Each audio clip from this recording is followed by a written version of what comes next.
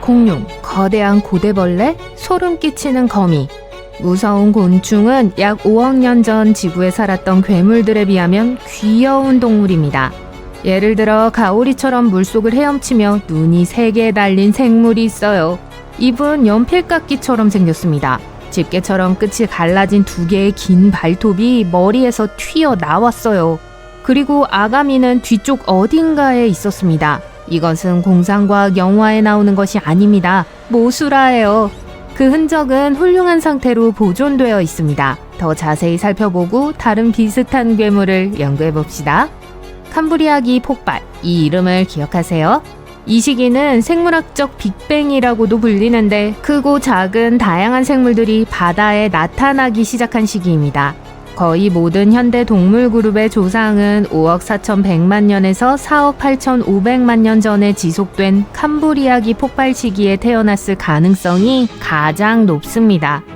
진정으로 효과적이고 무시무시한 포식자가 지구상에 처음 등장한 시기였습니다. 그중 하나가 모수라였습니다. 검지손가락만한 크기에 불과하지만 바다에서 수영하는 동안 그런 생물을 만나고 싶지 않을 거예요. 연필깎이 모양의 입으로 무엇을 할 수 있을지 상상만 해도 무섭습니다. 게다가 양옆에 2개의 눈이 있고 이마에 커다란 눈이 하나 있기 때문에 아마 모수라의 눈을 피해 숨을 수도 없을 거예요. 모수라는 절지동물에 속합니다. 과학자들은 나방을 연상시킨다고 해서 모수라를 바다 나방이라고 불렀습니다. 날개와 비슷한 플랩 같은 장치를 사용하여 가오리처럼 물에 떠다녔습니다. 꽤 소름 끼치지만 현대 거미, 개, 진해, 나방과 먼 친척이기 때문에 그 모습이 친숙하게 느껴질 수도 있습니다. 과학자들은 5억 600만 년 된 모수라 화석을 여러 개 발견했습니다. 하지만 다른 유사한 발견과 달리 이 화석들은 보존 상태가 매우 우수했습니다. 발견된 화석은 날카로운 발톱, 이빨이 있는 턱, 꼬리 부분에 큰 아가미를 보여주었습니다. 화석의 일부 부분은 너무 선명해서 신경계와 순환계, 소화관 등 생물의 내부 해부학적 구조가 자세히 드러나기도 했습니다. 현대의 곤충이나 갑각류처럼 관절이 있는 팔다리를 가지고 있었어요. 이 괴물은 바다에서 헤엄칠 때 머리에서 튀어나온 긴 가시가 달린 발톱으로 먹이를 잡았을 거예요. 많은 모수라의 친척들은 여러 개의 가시로 덮인 발톱을 가지고 있어 먹이를 잡는 데 도움이 됩니다. 하지만 이 고대 생물은 발톱 끝이 갈라진 부드러운 발톱을 가지고 있었습니다.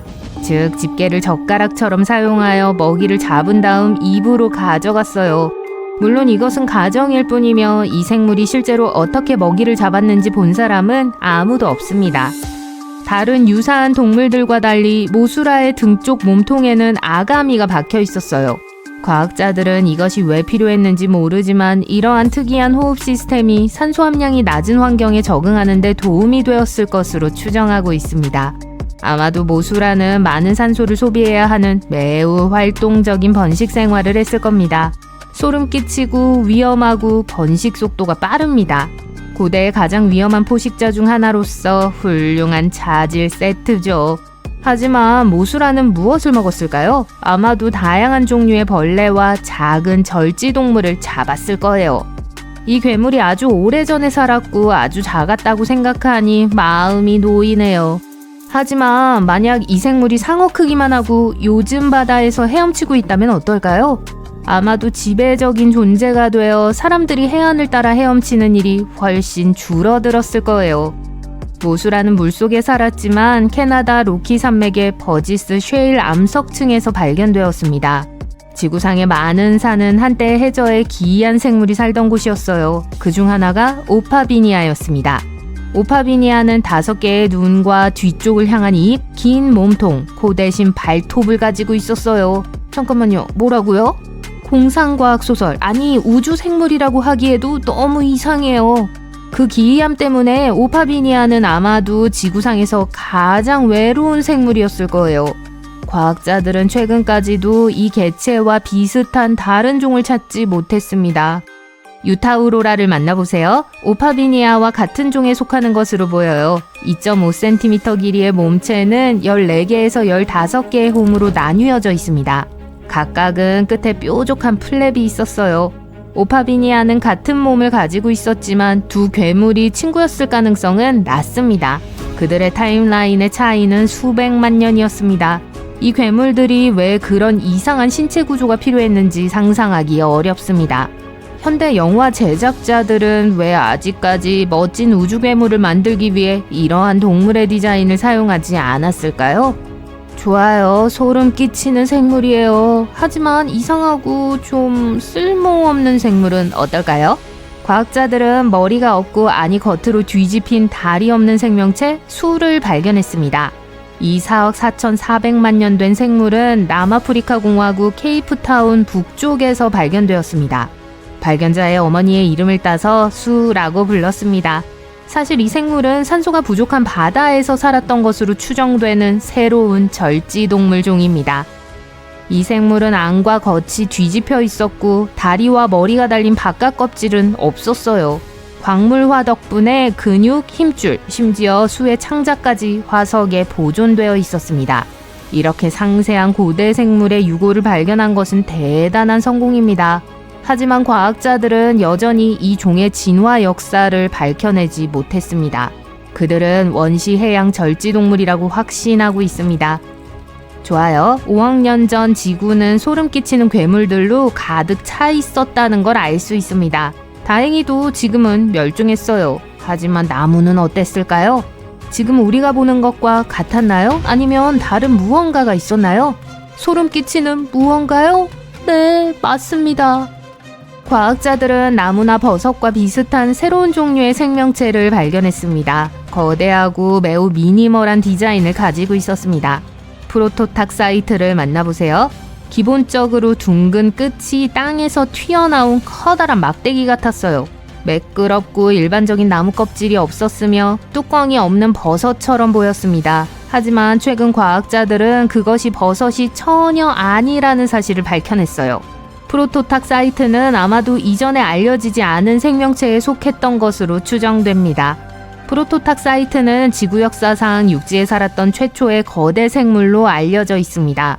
약 4억 2천만 년에서 3억 7,500만 년 전 대봉기 시대에 존재했습니다. 이 시기는 식물이 마른 땅에 퍼지기 시작하여 거대한 숲을 형성하던 시기였습니다. 시간이 지나면서 식물은 잎을 키우고 땅에 뿌리를 내리기 시작했습니다. 그 후 최초의 종자식물이 등장했어요. 진정한 땅의 식민지화가 시작되었습니다. 진해, 거미, 기타 불쾌한 생물과 같은 최초의 절지동물이 그 숲 사이를 걷기 시작했습니다. 한편 물속은 거대한 생물 다양성으로 가득 찼습니다. 지구에는 거대한 초대륙이 존재했고 작은 부분들이 분리되기 시작했습니다. 이 기간 동안 프로토탁사이트는 땅 위에 우뚝 솟았습니다. 이 중 일부는 높이 8m, 너비 1m에 달했죠. 3층짜리 집과 같고 야자수만큼이나 두껍습니다. 하지만 그게 뭐였을까요? 식물? 버섯? 해조류일까요? 과학자들은 19세기 중반에 이를 발견했습니다. 하지만 2007년에야 화학 분석을 실시했습니다. 연구 결과에 따르면 거대한 버섯일 가능성이 가장 높았습니다. 하지만 2025년에 과학자들은 이 결론을 반박했습니다. 이 버섯은 곰팡이, 동물, 식물, 원생동물의 왕국과는 별도로 존재했던 미지의 생명체였을 수도 있다는 것이 밝혀졌습니다. 과학자들은 프로토탁사이트의 내부가 여러 개의 관으로 이루어져 있다는 사실을 발견했습니다. 버섯 내부에는 비슷한 관이 있지만 이 고대 생명체의 관은 가지가 갈라지고 결합하는 방식이 달랐습니다. 심지어 화학 성분도 달랐습니다. 버섯의 주요 구성 요소는 키틴입니다. 그러나 프로토탁사이트에는 나무와 다른 식물의 껍질에서 발견되는 물질인 리그닌과 유사한 화학 물질이 포함되어 있었습니다. 그리고 그 해부학적 구조는 우리에게 알려진 다른 어떤 유기체의 구조와도 다릅니다. 그들은 지구에서 무엇을 하고 있었을까요? 그냥 편안한 생활을 즐겼을까요? 바나나처럼 생겼지만 눈과 발톱이 있는 과일이 열렸을까요? 과학자들은 모릅니다. 만약 그것이 우주에서 지구로 온 것이라면 어떨까요? 다른 문명에서 심은 꽃이라면요? 여러분은 어떻게 생각하세요? 돌고래는 서로에게 전화를 걸 수 있어요. 농담이 아니라 과학자들에게 확인된 사실입니다. 과학자들은 어미 돌고래와 아기 돌고래를 두 개의 수족관에 각각 넣고 특별한 수중 오디오 통신을 실시했습니다. 연결이 켜지고 돌고래가 서로의 목소리를 듣자 두 돌고래는 대화를 나누기 시작했어요. 두 돌고래의 대화는 행복한 휘파람 소리, 짹짹거리는 소리, 딸깍거리는 소리로 이루어졌습니다. 야생동물 영화에서 이 수다를 들어본 적이 있을 거예요. 그런데 돌고래는 어떻게 전화를 걸까요? 돌고래 전용 휴대폰이라도 있는 걸까요? 돌고래폰인가요? 농담입니다. 어쨌든 이 실험에서 가장 흥미로운 점은 어미와 아기가 서로 보지 않고도 스피커를 통해 서로의 목소리를 인식했다는 것입니다. 마치 일반적인 돌고래의 전화 대화처럼 빠르게 대화하고 있었어요. 전화 스피커를 통해 주인의 목소리를 듣거나 다른 개가 짖는 영상을 들었을 때를 생각해 보세요. 반려동물은 혼란스러워하고 무슨 일이 일어나고 있는지 이해하지 못합니다. 하지만 돌고래는 인간과 마찬가지로 즉시 의사소통을 시작했습니다. 많은 동물은 만지기, 몸짓, 물기, 으르렁거림을 통해 서로 의사소통을 합니다. 하지만 돌고래는 직접적인 접촉 없이도 의사소통이 가능하다는 것을 보여주었습니다. 돌고래가 딱딱거리는 소리, 딸깍거리는 소리, 휘파람 소리를 이해한다는 것은 돌고래만의 복잡하고 발달된 언어가 있다는 것을 의미합니다. 그리고 과학자들은 그 언어를 배우기를 희망합니다. 과학자들은 그들의 언어의 요소 중 하나를 시그니처 휘파람이라고 불렀습니다. 휘파람 소리는 다른 이의 이름을 부르고 정보를 전달하고 위험을 경고하는 데 사용합니다. 동물 세계에서 가장 어려운 의사소통 형태 중 하나인데요. 돌고래의 휘파람은 상황과 돌고래 종에 따라 다릅니다. 돌고래는 소리를 높이거나 낮추고 짧거나 긴 단어를 주고받으며 소리를 짧게 하거나 길게 합니다. 돌고래의 언어를 다른 종과 비교하기 위해 과학자들은 길이, 선명도, 음정, 패턴 등과 같은 소리 속성에 대한 표를 작성했습니다. 모든 데이터에 따르면 돌고래는 가장 큰 소리 팔레트를 가지고 있습니다. 그건 그렇고 2위는 조류인 종달새가 차지했습니다. 하지만 이 모든 데이터에도 불구하고 우리는 돌고래 언어의 복잡성과 다양성에 대해 잘 알지 못합니다. 이 주제에 대한 최신 연구 중 하나에서 과학자들은 지난 40년 동안 이루어진 약 1000개의 돌고래 의사소통 기록을 분석했습니다. 하지만 그 후에도 우리는 돌고래를 이해하는 데 근접하지 못했어요. 인공지능이 인간보다 이 문제를 더 잘 처리할 가능성이 있습니다. 돌고래가 특유의 휘파람으로 어떻게 말을 하는지 알 수는 없지만 과학자들은 돌고래가 자신의 감정 상태를 표현하고 소식을 전하고 위험이나 먹이의 위치를 서로에게 알릴 때 휘파람을 사용한다는 것을 확실히 알고 있습니다. 과학자들은 돌고래가 모든 것에 대해 이야기할 수 있다고 믿습니다. 돌고래는 서로 기뻐하고 불평할 수 있습니다. 심지어 시끄러운 파티에서 수다를 떠는 사람들처럼 서로 다른 스타일로 동시에 의사소통을 하기도 합니다. 돌고래는 소리신호 외에도 몸의 자세, 턱박수, 비눗방울 불기, 지느러미 싸듬기 등을 사용합니다. 돌고래는 그룹을 형성하고 임무를 할당하고 팀으로 일합니다. 한 돌고래가 먹이가 있는 장소를 알게 되면 친구들에게 그 사실을 알립니다. 인스타그램처럼요. 상어를 발견하면 다른 돌고래들에게 경고합니다. 큰 돌고래 2마리가 큰 돌고래 1마리를 놀라게 한 사례도 있습니다. 며칠 후 이 돌고래는 친구들과 함께 그 장소로 돌아왔어요. 마치 불량배가 괴롭힐 때 친구들에게 연락해 그 사람을 처리하는 것과 비슷하죠. 돌고래 언어를 배워서 돌고래가 인간보다 더 똑똑하다는 사실을 알게 된다면 어떨까요? 돌고래가 인간에 대해 험담하고 비웃는다면 어떨까요? 친구, 저 멍청한 인간들 좀 봐. 별것도 아닌 일도 서로 싸우고 있잖아. 다들 인생을 왜 저렇게 낭비하는 거야? 그냥 진정하고 즐기면 안 돼? 다들 스스로 너무 많은 문제를 일으킨다니까. 다행히 우린 더 똑똑해서 바다에서 쉬고 있네. 그래, 사람들한테서 떨어져 있자. 아니면 사람보다 자연과 바다에 대해 훨씬 더 많이 알고 있을지도 모르죠. 그들이 바다의 문제에 대해 토론하고 알려지지 않은 기술을 가지고 있다면 어떨까요?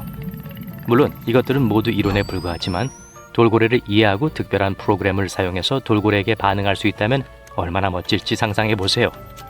재밌는 이야기를 나눌 수 있고 파도 타기를 함께 할 수 있는 좋은 친구를 얻을 수 있을 거예요. 와우!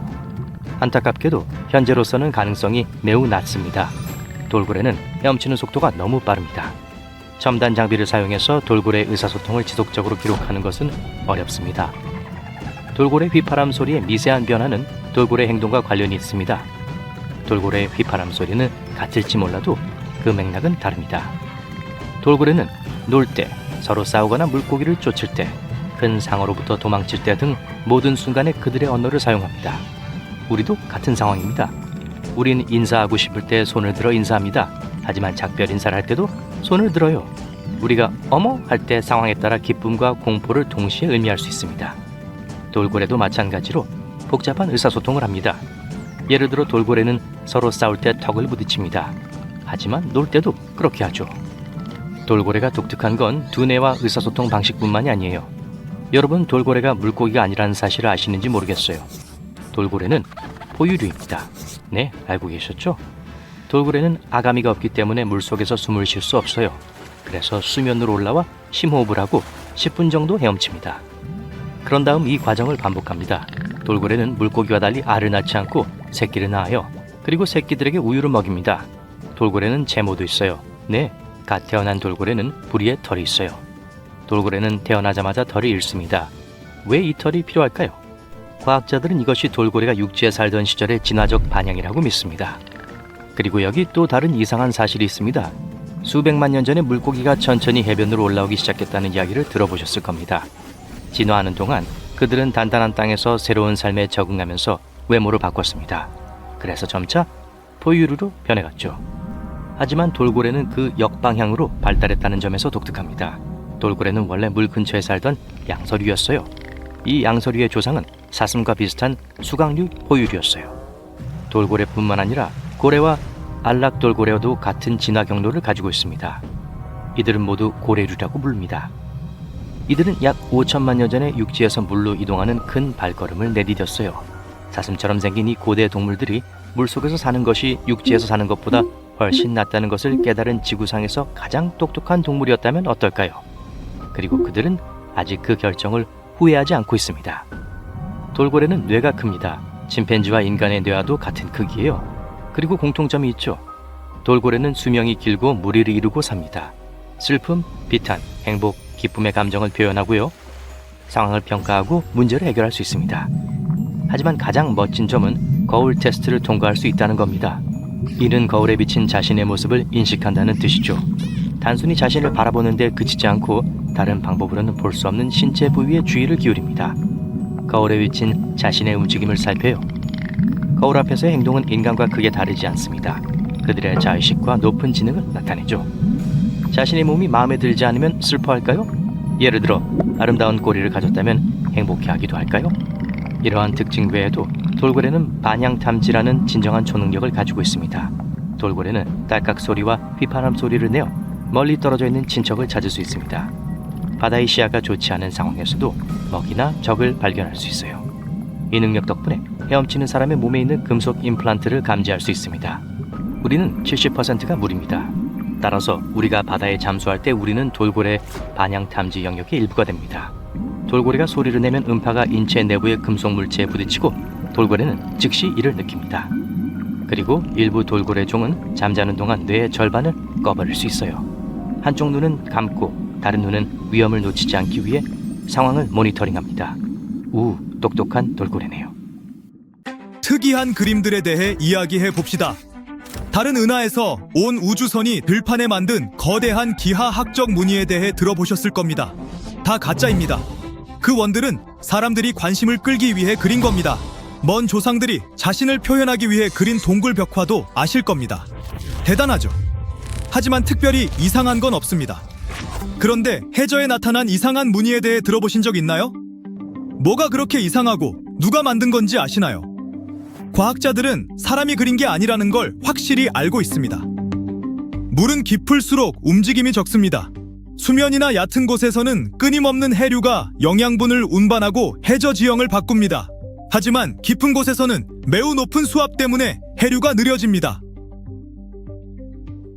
누군가 해저에 그림을 그리거나 몸으로 모래를 세우치며 지나가면 그 흔적은 오랫동안 남아있을 겁니다. 바로 이런 무늬들이 과학자들이 다양한 해양 생물의 이동 방식, 먹이 활동, 번식 방법을 이해하는 데 도움을 줍니다. 한마디로 그들이 어떻게 사는지를 알려주는 거죠.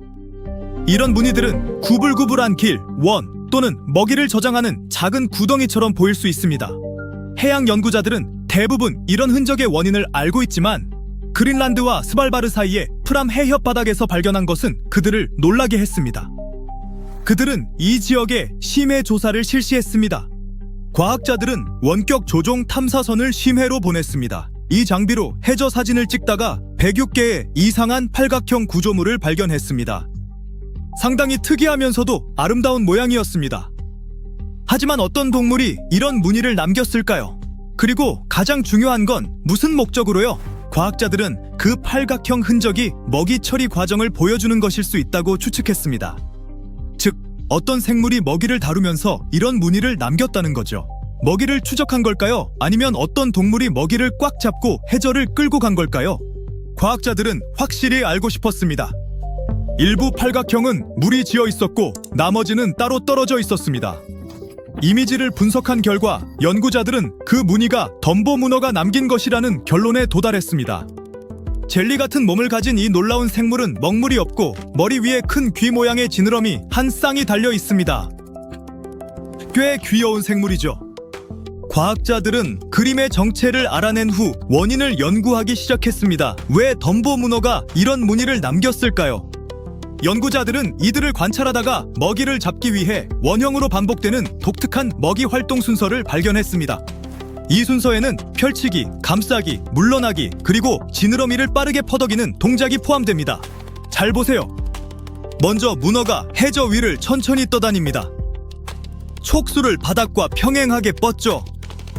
그 다음 촉수 사이에 막을 펼쳐 바닥을 감싸며 먹이에 접근합니다.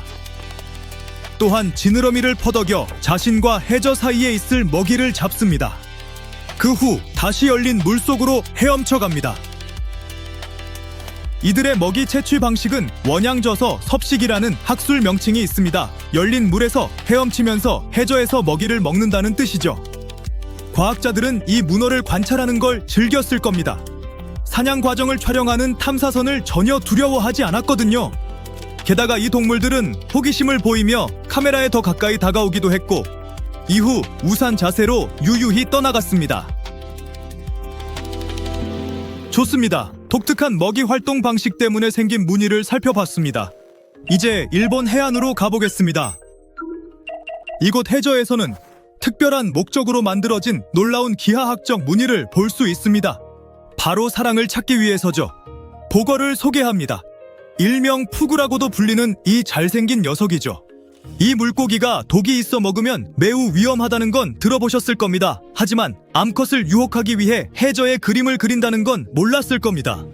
수컷 보거는 해저 위를 헤엄치며 지느러미로 바닥 표면을 쳐서 정말 아름다운 무늬를 그립니다. 그런 다음 조개 껍데기 조각이나 잡동사니를 찾아 완성된 미로를 장식합니다. 사람 손바닥만한 이 작은 물고기가 둥근 더블 침대보다 큰 걸작을 만듭니다. 모든 선을 완벽하게 다듬느라 일주일 넘게 작업하죠. 대체 왜 그러는 걸까요?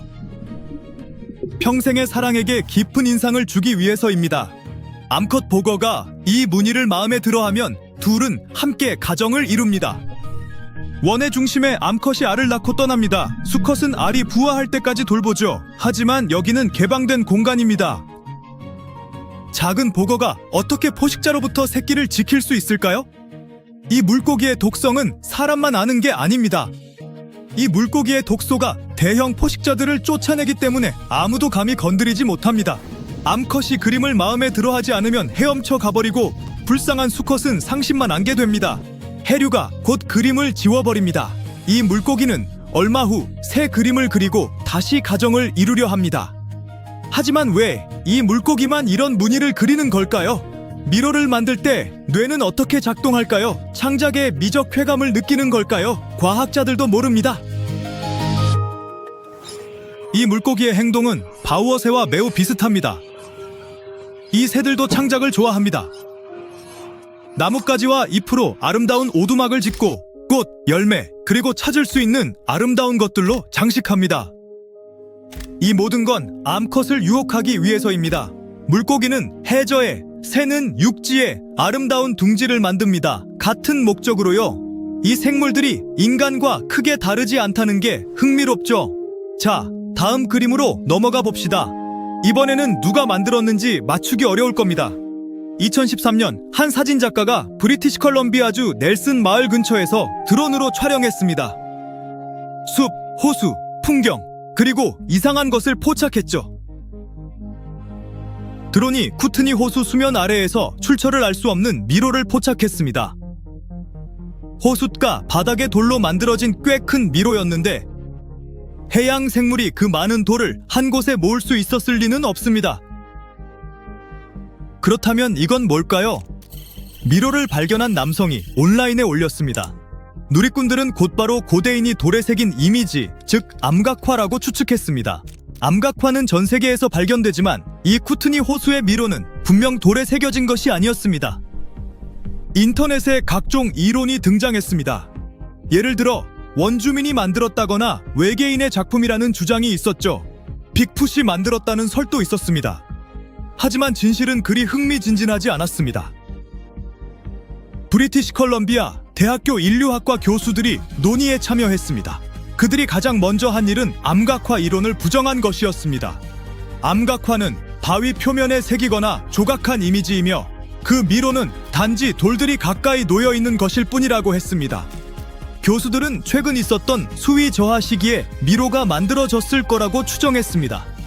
이후 물 없이 드러난 비슷한 미로 사진이 또 나타났습니다. 분명 심심한 사람들이 만든 것이었죠. 고대의 것도 특별한 것도 아니었습니다. 또 다른 예를 보겠습니다. 북카카스의 키슬로보드스크시에서는 지역 강가에 이상한 돌탑들이 서 있습니다. 크기와 모양이 다른 돌들이 서로 위에 올려져 낮은 탑을 이루고 있죠. 부자연스러워 보입니다. 금방이라도 무너질 것 같지만 몇 주, 심지어 몇 달째 서 있습니다. 서로 접착했거나 철봉이 관통하는 것처럼 보이지만 사실 그냥 돌 위에 돌이 올려진 것이고 누구든 쉽게 무너뜨릴 수 있습니다. 어떻게 이게 가능한 걸까요? 놀라운 균형 감각을 가진 현지 예술가가 천천히 인내심을 갖고 이 돌 조각품을 세웁니다. 각 돌의 완벽한 각도와 위치를 찾은 후에야 다른 돌 위에 올려놓는 것이죠.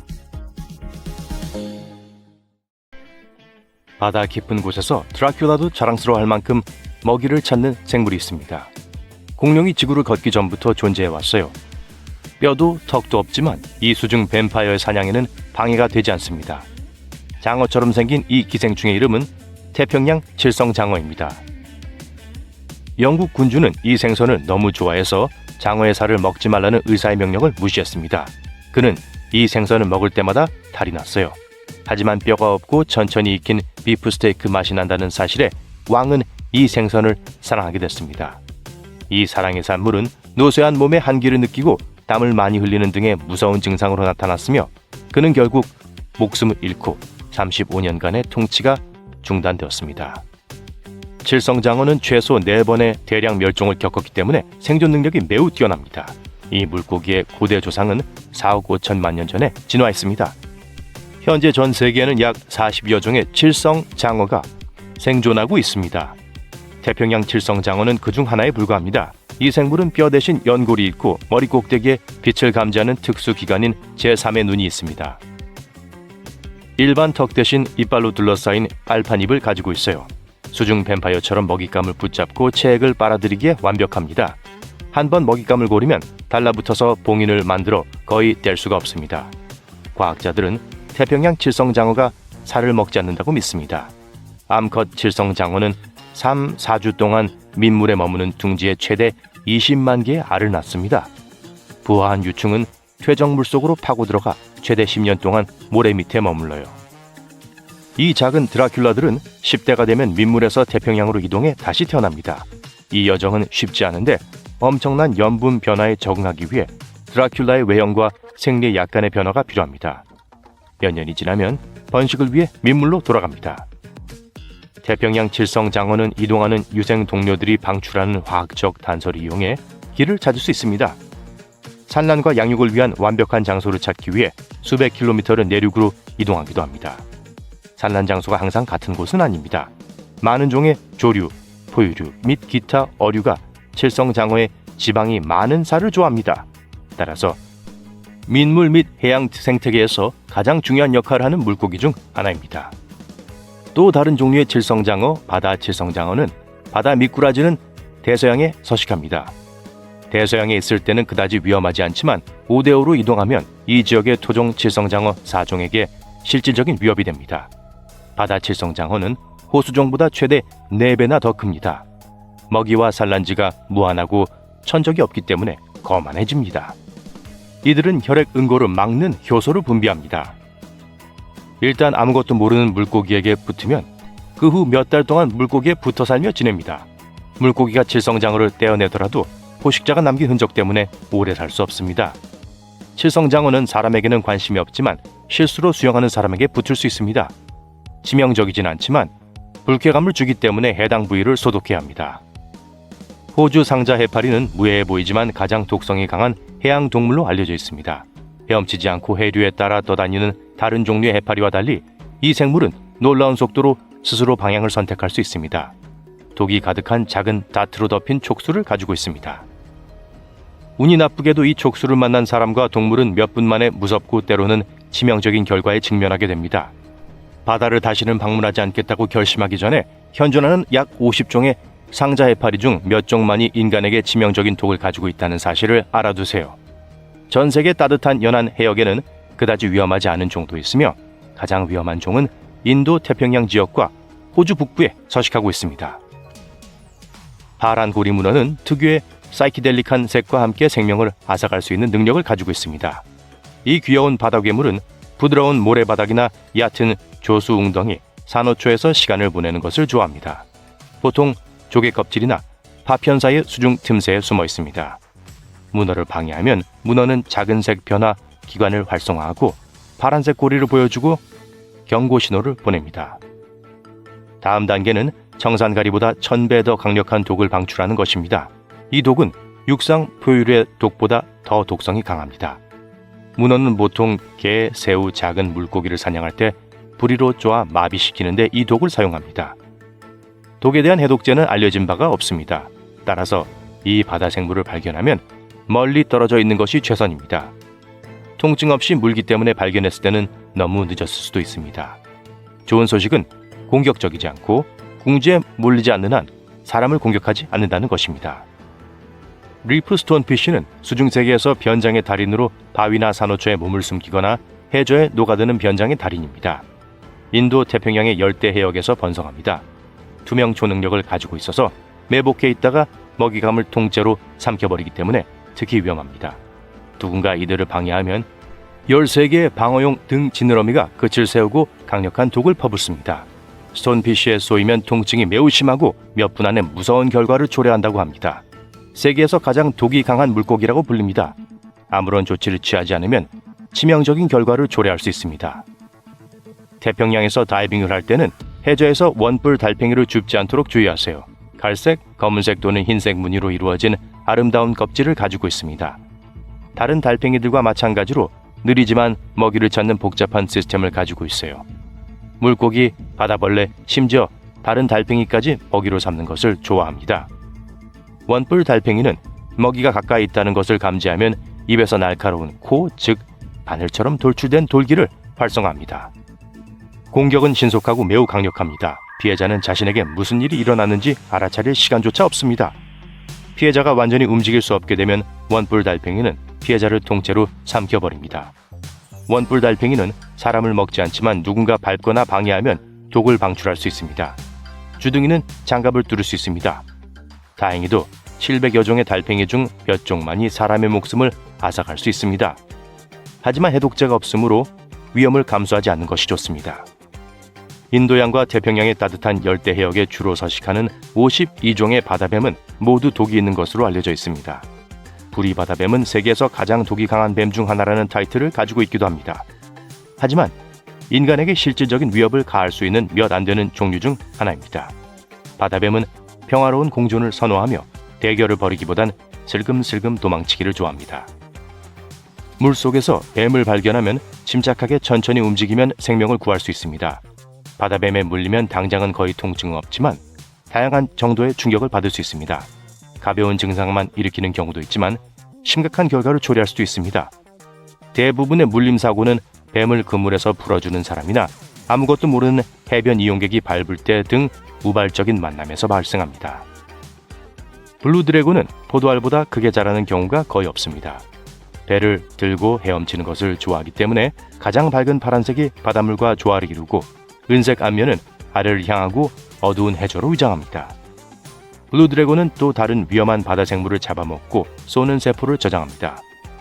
이 물고기의 독은 물고기 자체가 더 이상 살아있지 않은 후에도 계속 살아 있습니다. 그렇기 때문에 해변에서 블루 드래곤을 잡거나 밟지 않도록 각별히 주의해야 합니다. 페루 이카 계곡의 바위 틈에서 예상치 못한 흥미진진한 것이 발견되었습니다. 약 4천만 년 전에 살았던 아주 오래된 고래의 뼈였어요. 처음에는 발견된 뼈가 너무 크고 모양이 이상해서 사람들은 그저 거대한 바위를 보고 있다고 생각했을 뿐 아무도 감탄하지 않았습니다.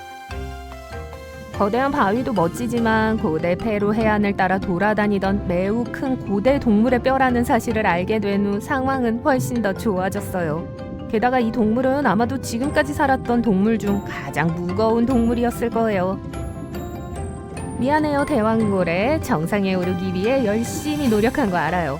대왕고래는 30m가 넘는 길이와 200톤이 넘는 무게로 지구상에서 가장 큰 동물의 자리에 올랐습니다. 하지만 이제 그 타이틀을 충분히 오래 유지한 것 같으니 다음 후보에게 넘겨줄 차례예요. 그리고 그 친구는 정말 거대해요. 이 바다 괴물은 대왕고래보다 몸 길이는 짧았지만 무게는 93톤에서 370톤 사이로 더 무거웠을 거예요. 만일 더 높은 예상 무게에 가깝다면 페루세투스는 지구에 살았던 것으로 알려진 동물 중 가장 큰 동물이 될 겁니다. 그리고 그 무게는 매우 두껍고 조밀한 뼈를 가졌기 때문인 것으로 보여요. 오늘날 매너티나 다른 초기 고래에서도 이러한 뼈를 볼 수 있습니다. 조밀한 뼈는 해양 포유류에게 훌륭한 도구이며 이러한 특징은 몸을 무겁게 만들어 대부분의 시간을 물속에 잠긴 채로 지낼 수 있게 해줍니다. 하지만 동시에 몸이 너무 무거우면 항상 가라앉게 되고 다시 수면 위로 올라오기 위해 너무 많은 에너지를 낭비하게 돼요. 따라서 가라앉지 않으려면 해양 포유류는 근육과 지방과 같은 가벼운 조직을 충분히 보유하여 에너지를 너무 많이 사용하지 않고 물 위에 떠 있을 수 있어야 해요. 당시 과학자들은 전체 골격을 확보하지 못했기 때문에 이 동물이 얼마나 컸는지 알기 어려웠습니다. 그러나 그들은 다른 해양 포유류의 무거운 뼈와 가벼운 조직의 비율을 사용하여 이 거대한 고대 고래의 전체 무게를 추정했습니다. 전문가들은 약 13년 전에 이 화석을 발견하고 그 후 10년을 고래의 뼈를 바위에서 꺼내는 데 보냈어요. 해부학적 구조와 나이를 통해 이 고래는 날카로운 이빨로 가득 찬 긴 주둥이와 장어와 비슷한 매끈한 몸을 가진 고래인 바실로사우루스의 사촌이라는 사실이 밝혀졌습니다. 페르세투스는 대왕고래보다 크지는 않았지만 여전히 바닷속을 지배했던 거인이었어요. 현대의 고래와 달리 이 고대 고래는 더 큰 먹이를 노리는 포식자였을 가능성이 있어요. 그리고 이것은 고래의 역사를 바라보는 관점에도 변화를 가져왔습니다. 과학자들은 이 거대한 생물이 약 500만 년 전에 작은 생물을 많이 잡아먹기 시작하면서 정말 커졌다고 생각했었죠. 하지만 여기 그 이전에도 거대 고래가 존재했다는 증거가 있어요. 이 고래가 어떻게 거대한 몸을 지탱하기에 충분한 먹이를 찾을 수 있었는지는 여전히 불분명합니다. 게다가 이 고대 생물이 정확히 무엇을 먹었는지 알기는 아직 어려워요. 몸집이 꽤 컸고 헤엄을 잘 치지는 않았기 때문에 얕은 바다에서 먹이를 찾았을 가능성이 있어요. 아마 갑각류, 조개 또는 모래 속에 숨어있는 다른 작은 동물을 먹었을 거예요. 한 가지 가설은 이 동물이 죽은 동물을 먹어치우는 청소부였다는 것입니다. 사막에서 해양동물을 발견하는 건 그리 드문 일이 아닙니다. 사막의 대부분은 예전에는 물로 덮여 있었기 때문이죠. 아프리카의 사하라 사막은 완벽한 예입니다. 약 5천만 년에서 1억 년 전만 해도 이곳은 건조한 사막이 아니라 사하라 횡단 해로라고 불리는 얕은 바닷물이 흐르는 곳이었죠. 물론 지금은 땅이 젖지 않지만 그 지역에 살았던 사람들은 사막에서 오래된 조개 껍데기를 발견했기 때문에 그 사실을 알고 있었어요. 바다는 수심이 약 50m로 수영하기에 적당한 수준이었어요. 어떤 사람들은 이 지역이 햇빛이 많고 수심이 얕은 현대의 푸에르토리코와 같은 모습이었다고 말하기도 해요. 맹그로브 숲은 물론 달팽이와 조개와 같은 연체동물로 덮인 해저도 흔히 볼 수 있었어요. 바다가 마르고 남은 해양 퇴적물에는 다양한 화석들이 가득합니다. 그리고 고대 수중세계에 살았던 동물들은 그리 친근해 보이지 않았어요. 게다가 그들은 현대의 친척들보다 훨씬 컸기 때문에 보통 크기의 인간은 한 끼 식사는커녕 간식거리밖에 되지 않았을 거예요. 일반적으로 작은 섬에 사는 동물은 본토의 친척보다 훨씬 더 커질 수 있습니다. 이를 섬 거대화라고 부르는데 섬에는 자원이 더 많거나 포식자가 적기 때문에 이런 현상이 발생해요. 사하라 횡단 해협에도 같은 일이 일어났을까요? 실제 섬은 아니었지만 물이 드나들면서 작은 물주머니가 생겼을 거예요. 그리고 이 물주머니의 특정 조건이 동물이 더 크게 성장하는 데 도움이 되었을 수 있어요. 지금은 더 이상 존재하지 않는 거대한 바다뱀, 메기, 물고기가 있었을 수 있어요. 그중 하나는 턱이 엄청나게 강해서 딱딱한 것을 먹거나 조개 껍질을 부수는 데도 사용했어요. 그 이빨을 보면 다른 동물들이 두려워할 만한 사나운 포식자였음을 알 수 있습니다. 그들은 일부 피라냐처럼 식습관에 있어서도 약간의 변화를 겪었습니다.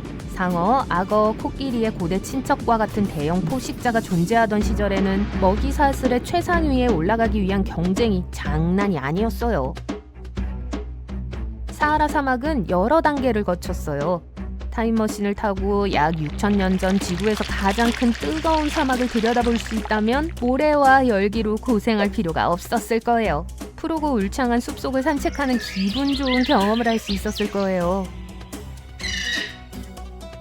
과거에 그 지역에 살았던 사람들은 오늘날 사하라 사막에서 볼 수 있는 낙타, 모래 언덕, 정갈 등을 동굴벽에 그림으로 남기지 않았어요. 대신 악어를 그렸습니다. 이는 사하라 사막에 이렇게 크고 무서운 동물이 살기에 충분한 물과 식물이 있었다는 추가적인 증거입니다. 약 30억 년 전만 해도 지구는 대부분 물로 덮여 있었을 거예요. 오늘날에는 표면의 약 71%가 물로 덮여 있어요. 하지만 지구는 예전에는 대륙이 전혀 없고 섬만 흩어져 있는 거대한 바다 세계였던 것으로 보여요. 과학자들은 서호주에서 열수 통풍구라고 불리는 바다 밑 깊은 곳에서 형성된 특별한 암석을 연구했습니다. 이를 더 잘 설명하기 위해 두 가지 일반적인 산소 유형인 O16과 O18을 언급할 필요가 있어요. O18은 중성자가 더 많기 때문에 더 무거워요. O16는 물에서 더 쉽게 증발해요. 그리고 연구원들은 오래된 해저를 연구하면서 오늘날의 바다보다 더 많은 양의 O18을 발견했습니다. 이를 통해 고대 지구는 오늘날 지구보다 건조한 땅이 적었다는 사실을 깨달았어요. 호주는 오래전에는 큰 동물과 울창한 열대우림이 있는 아름다운 곳이었기 때문에 이러한 연구를 수행하기에 좋은 장소예요. 하지만 시간이 지나면서 땅이 건조해졌고 호주에는 빅토리아 대사막과 같은 사막이 더 많이 생겼어요. 열대우림은 대륙의 가장자리에만 남게 되었죠. 전 세계 사막에서 일어나는 현상을 사막화라고 합니다. 사막화란 식물이 자라기에 좋았던 땅이 사막 또는 이와 유사한 곳으로 변하는 걸 말해요. 지구는 시간이 지남에 따라 기후와 함께 변화합니다. 하지만 사막화는 채굴, 농사, 도시건설과 같은 인간의 활동으로 인해 발생하기도 해요. 땅이 사막으로 변하면 더 이상 사람과 동물을 지탱할 수 없기 때문에 문제가 돼요. 식량이 자라지 않고 깨끗한 물이 부족해지며 동물들은 삶의 터전을 잃게 돼요. 이 문제를 해결하기 위해 많은 국가가 동의한 계획이 있습니다. 그들은 농부들과 협력하여 땅을 돌보고 손상된 지역을 고치고 물을 더 잘 관리하여 궁극적으로 지구를 더 살기 좋은 곳으로 만들기로 결정했어요. 신기한 것들을 만날 준비를 하세요. 오늘은 자연의 재활용 업체인 질척거리는 해삼의 매혹적인 세계로 들어가 보려고 해요. 이 이국적인 해양생물은 모든 사람이 반려동물로 가장 먼저 선택하지는 않겠지만 분명 이야기할 만한 가치가 있는 독특한 재능을 가지고 있어요. 해삼은 양쪽 끝에 구멍이 뚫려 있는 소화기관을 가진 다채로운 색상의 작은 생물입니다. 몸은 뚱뚱하고 질척질척하며 가죽 같은 피부로 덮여 있죠. 그리고 그거 아세요? 엉덩이를 통해 숨을 쉬어요. 이 놀라운 생명체는 몸의 모든 부분을 최대한 활용할 수 있는 방법을 찾아냈어요. 이제 해삼이 독특한 능력으로 어떤 일을 하는지 궁금하실 겁니다. 해삼은 지구의 바다를 정화하는 데 중요한 역할을 해요. 해삼은 해저에서 발견되는 모든 쓰레기를 먹어치우고 내부에서 분해해서 그 과정에서 나쁜 물질을 모두 제거합니다. 마치 작은 진공청소기가 해저를 청소하는 것과 같죠.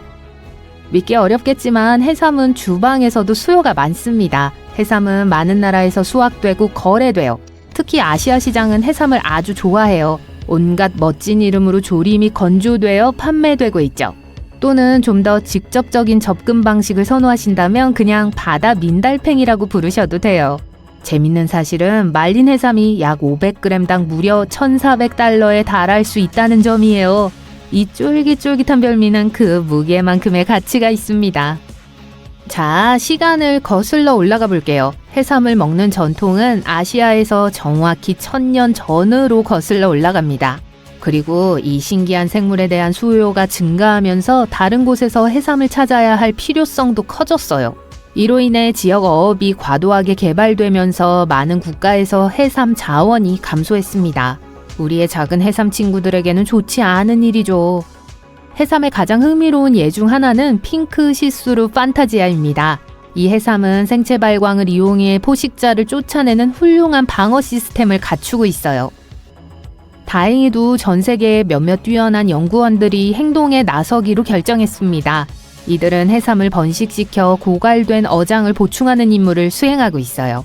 또한 해삼이 합리적인 식량 자원이 되고 어류 양식으로 인한 피해를 줄이는 데 도움이 될 수 있는 방법을 연구하고 있습니다. 예를 들어 스코틀랜드에서는 열정적인 학생들로 구성된 팀이 이러한 특정 목적을 위해 회사를 설립했어요. 그들의 목표요?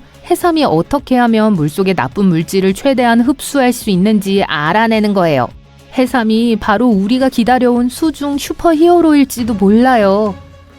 한편 스웨덴에서는 해양생물학자들이 붉은 신호 해삼의 개체수를 복원하기 위해 노력하고 있습니다. 이 불쌍한 생물은 지역 바다에서 어획되어 왔지만 전문가들은 이들에게 다시 기회를 주기로 결심했어요. 또한 해삼을 해산물 양식에 활용할 수 있는 방법을 연구하고 있습니다. 이들의 연구실은 해삼 보육원과도 같은 곳으로 이 꿈틀거리는 경이로운 생명체의 다음 세대를 조심스럽게 키우고 있어요. 그리고 캐나다도 잊지 마세요. 영구 과학자들은 거대한 홍해삼에 주목하고 있어요. 이 웅장한 생물은 최대 50cm까지 자랄 수 있으며 다른 종과 함께 양식하기에 완벽해요. 그들은 심지어 해삼을 가장 필요한 곳에 더 쉽게 보관할 수 있는 특수 격리 시스템을 개발하고 있습니다. 놀라운 바다 생물 얘기가 나와서 말인데 날 수 있는 물고기는 어떨까요? 지느러미와 비행이 만나 바다를 활주로로 삼는 공중 고개사들을 만나보세요. 지느러미에 푹 빠질 준비 되셨죠? 따뜻한 바다 물가에서 느긋하게 일광욕을 즐기고 있는데 갑자기 어뢰처럼 공중으로 솟구치는 물고기가 보인다고 상상해보세요. 맞아요. 이 물고기는 진짜 존재하며 멋진 스타일을 가지고 있습니다. 매끈한 몸통과 날개처럼 생긴 가슴 지느러미를 가진 이 물고기는 바다에서 가장 높이 날아다니는 물고기예요. 물고기가 왜 하늘을 날아다니는지 궁금하실 거예요. 이 웅장한 생명체는 수중 적을 피하기 위한 교묘한 속임수로 이 멋진 활공 능력을 발달시킨 것으로 밝혀졌어요. 게다가 적들이 정말 많아요. 이 녀석들은 모두 맛있는 날치 간식을 노리고 있죠. 이 날치들은 식성에 있어서도 대단한 미식가입니다. 항상 인기 있는 플랑크톤을 포함한 다양한 먹이를 먹어요. 맛있겠네요. 물에 떠다니는 작은 생물체가 이렇게 맛있을 줄 누가 알았겠어요. 이제 하늘을 나는 물고기 가족 앨범을 자세히 살펴볼까요? 무려 40여 종의 날치과 어류가 하늘을 날고 있습니다. 재밌는 사실은 이들 모두 꼬리가 고르지 않게 갈라져 있고 아래쪽 옆이 위쪽 옆보다 길다는 거예요. 마치 펑키한 헤어스타일의 비린내 나는 버전 같아요. 이 날아다니는 기이한 생물들 중 일부는 초대형 골반 지느러미를 가지고 있어 마치 4개의 날개를 가진 것처럼 보이기도 해요. 물고기들이 이 트렌드 세터들을 보고 얼마나 부러워할지 상상할 수 있을까요? 자, 이제 이들의 공중 모험의 핵심을 살펴볼까요? 플라잉 피쉬의 이륙 장면은 정말 장관입니다. 먼저 물속에서 엄청난 속도를 내요. 시속 60km까지요. 고속도로 제한 속도에 비견할 만하죠. 그런 다음 날아오를 준비가 된 로켓처럼 몸을 위로 향하게 하고 바다 표면을 깨뜨리며 날아오를 준비를 합니다. 하지만 거기서 멈추지 않아요. 이 스릴을 추구하는 녀석들은 120cm 이상 높이까지 올라갈 수 있습니다. 상공에서 바라보는 경치가 상상이 되시나요? 하늘을 활공하며 먼 거리를 비행하죠. 마치 마라톤과 같은 짜릿함을 느끼실 수 있을 거예요. 그리고 가장 멋진 점은 물가에 다시 접근하면 꼬리를 펄럭이며 물속으로 완전히 내려가지 않고 계속 비행할 수 있다는 점이에요. 이 비린내 나는 플라잉 피쉬는 밤문화에 관한 것이기도 해요. 파티 참석자들이 반짝이는 디스코볼에 모여드는 것처럼 날아다니는 물고기는 빛에 이끌립니다. 교묘한 어부들은 이 점을 이용해 카누에 적당한 양의 물을 채워 물고기가 편안하게 지내면서도 도망가지 못하도록 하죠. 그런 다음 현장에 미끼 조명을 추가하고 눈 깜짝할 사이에 날아다니는 물고기가 좌우로 잡히면서 행운의 낚시꾼들에게 풍성한 어획량을 제공합니다. 하지만 이 날치들은 멸종 위기종에 속하지 않으니까 걱정하지 마세요. 적어도 아직은요. 다음에 바다를 찾게 된다면 이 경이로운 생물을 눈여겨보세요. 언제 하늘을 나는 물고기의 화려한 모습을 볼 수 있을지 모르니까요. 다음 모험은 기발한 수중 로맨스의 세계로 여러분을 안내합니다. 누군가 점심을 먹으며 탱고를 추는 듯한 장면을 상상해보세요. 잠깐, 뭐라고요? 아, 토하기 대회가 아니에요. 약속해요. 입이 떡 벌어지는 조피쉬의 짝짓기 의식을 직접 체험해보세요. 이 호기심 많은 생물은 카리브해와 서부 대서양의 산호초를 고양이라고 불러요. 그리고 이 녀석들은 스스로 장관을 연출하는 방법을 잘 알고 있어요. 픽업 라인이나 화려한 제스처는 잊어버리고 턱을 이용한 독특한 동작으로 잠재적인 짝을 찾죠. 마치 댄스 배틀을 하는 것 같지만 입으로 하는 거예요. 이 비린내 나는 친구들은 모래를 퍼내는 기술에 능숙할 뿐만 아니라 부지런한 부모이기도 합니다. 이쯤 되면 멀티태스킹이 따로 없죠. 멀티태스킹의 진수를 보여주네요. 수컷은 알이 부화할 준비가 될 때까지 커다란 입에 귀중한 알을 품고 다니며 부모의 역할을 한 단계 더 발전시켜요. 마치 수중 타가소가 따로 있는 것 같아요. 새끼를 키우느라 바쁘지 않을 때는 입을 싸움 도구로 바꾸기도 합니다. 바로 조피쉬 격투 대회 시간입니다. 이들은 입의 힘과 민첩성을 겨루는 장대한 전투에서 정면 대결 또는 입 대 입 대결을 벌이죠. 돈은 입이 있는 곳에 두라는 옛 속담을 아시나요? 이 조피쉬는 이 말을 완전히 새로운 차원으로 끌어올립니다. 로맨스, 육아, 선의의 경쟁 등 다양한 분야에서 이 조피쉬는 때때로 행동이 말보다 더 큰 힘을 발휘한다는 걸 보여줘요. 서로 싫어하는 것처럼 보일 수도 있지만 이는 사랑을 찾고 자신을 표현하는 그들만의 독특한 방법일 뿐이니까 안심하세요.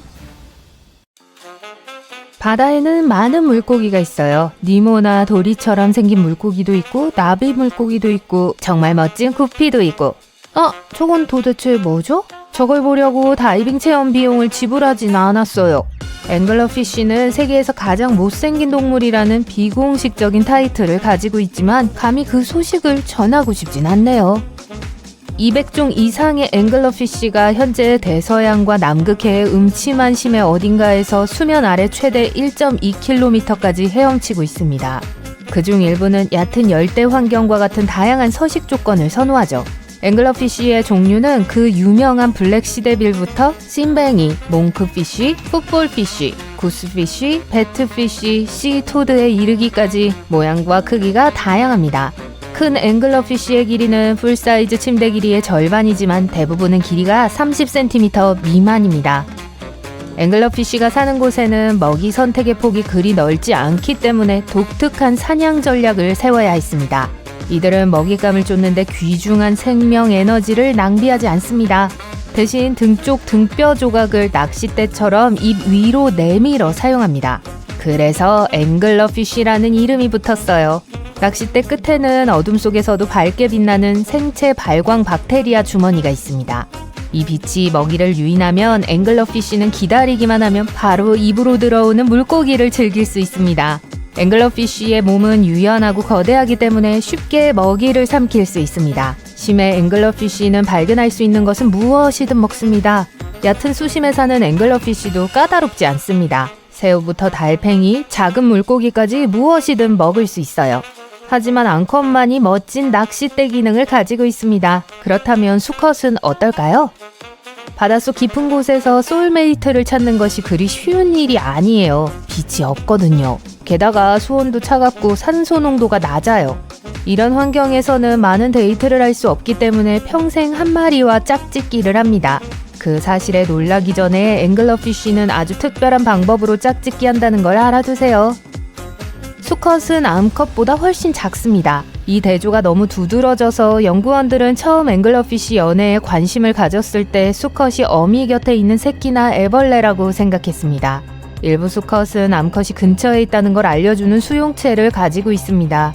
짝짓기 후 수컷은 암컷을 물고 암컷의 머리, 배, 꼬리 근처에 기타 접근 가능한 부위에 붙어 있습니다. 두 물고기가 영원히 함께 변태하는 동안 암컷 물고기는 수컷의 세포, DNA, 생식기관을 얻지만 면역 반응 세포는 잃게 됩니다. 수컷은 무료로 영구적인 보금자리와 영양분을 얻게 됩니다. 현재의 부동산 가격을 감안하면 꿈 같은 이야기처럼 들릴 수 있어요. 하지만 이 숙소는 최대 8마리의 수컷이 함께 사용하며 수컷이 원하지 않는 한 이사할 수 없습니다. 이 심해 물고기를 실제로 만날 가능성은 매우 낮지만 좋아하는 비디오 게임에서 만나게 된다면 앵글러피쉬보다 훨씬 잘 헤엄칠 수 있고 진정한 화살로 순하게 만들 수 있어요. 일단 친구가 되면 앵글러피쉬는 정찰병이 되어 생체 발광 낚싯대로 새로운 지역을 발견하는 데 도움을 줄 수 있습니다. 현실 세계로 돌아와서 198m에서 1005m 약광층에서 운 좋게 만날 수 있는 생물은 앵글러피쉬뿐만이 아닙니다. 많은 심해 생물이 공상과학 소설이나 공포 영화에서 바로 튀어나온 것처럼 보이지만 그건 이 어둡고 깊은 세계에 적응해야 했기 때문이에요. 여러분이 만나게 될 생물들에 대해 충분한 마음의 준비가 되셨나요? 송곳니 고기부터 시작하죠. 송곳니 고기는 일생의 대부분을 깊은 바닷속에서 보내지만 밤이 되면 먹이를 먹기 위해 수면으로 올라와요. 이 녀석들은 다른 대부분의 심해 동물들보다 더 활동적입니다. 먹이가 다가올 때까지 기다리지 않고 먹이를 따라가서 긴 이빨로 먹이를 잡아먹습니다. 앵글러피쉬처럼 전구가 내장되어 있지 않기 때문에 후각이 발달했고 심해에서 얻을 수 있는 햇빛을 최대한 많이 이용해 이동합니다. 때로는 지나가는 먹잇감의 그림자만 봐도 행동 모드로 전환할 수 있습니다. 그다지 매력적으로 보이진 않지만 사람에게는 전혀 무해한 동물입니다. 쥐덫 물고기라는 소름 끼치는 이름을 가진 이 물고기는 사실 교활한 사냥 습성을 가진 심해에 서식하는 또 다른 동물입니다. 강눈 아래에는 빛을 내는 특수한 광포자가 있습니다. 마치 신호등처럼 녹색과 붉은빛을 발산하죠. 다른 물고기들과 달리 약광층과 심해층을 거의 벗어나지 않아요. 아래턱은 전체 몸 길이의 4분의 1에 달하며 먹이를 먹기 위해 항상 입을 벌리고 있습니다. 사나운 포식자처럼 보이지만 대부분 동물성 플랑크톤을 선호하며 간혹 새우, 크릴, 생선을 디저트로 먹기도 합니다. 장어와 새의 혼합종을 만날 거라고는 생각하지 못하셨겠지만 여기 있습니다. 도요새 장어는 새의 부리처럼 끝이 구부러진 부리를 가지고 있어요.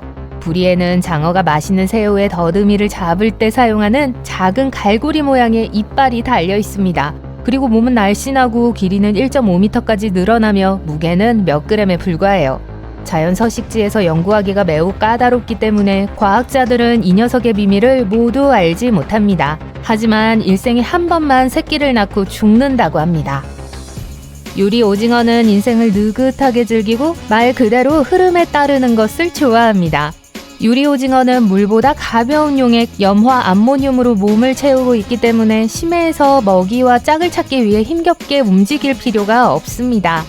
이 생물은 투명하기 때문에 어떤 풍경과도 잘 어울리고 그림자도 들이우지 않으니까 대단한 생존 전략이죠. 어쨌든 위험을 발견하면 머리와 촉수를 멘틀 구멍으로 밀어넣어 덩어리로 변할 수 있습니다.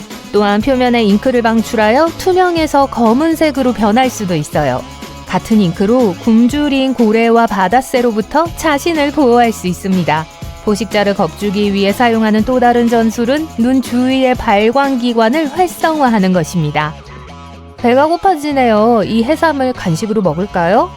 움직이네요. 샐러드에 넣으면 안 되겠어요. 이 물렁물렁한 샘물은 얕은 바다부터 깊은 바닷속까지 바다의 모든 곳에 서식합니다. 대부분은 작은 발로 천천히 움직이지만 일부는 몸을 구부려 기어다니기도 합니다.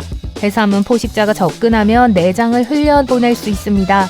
끈적끈적한 내장은 침입자의 주위를 분산시키고 해삼은 행복한 마음으로 내장을 다시 자라게 하죠.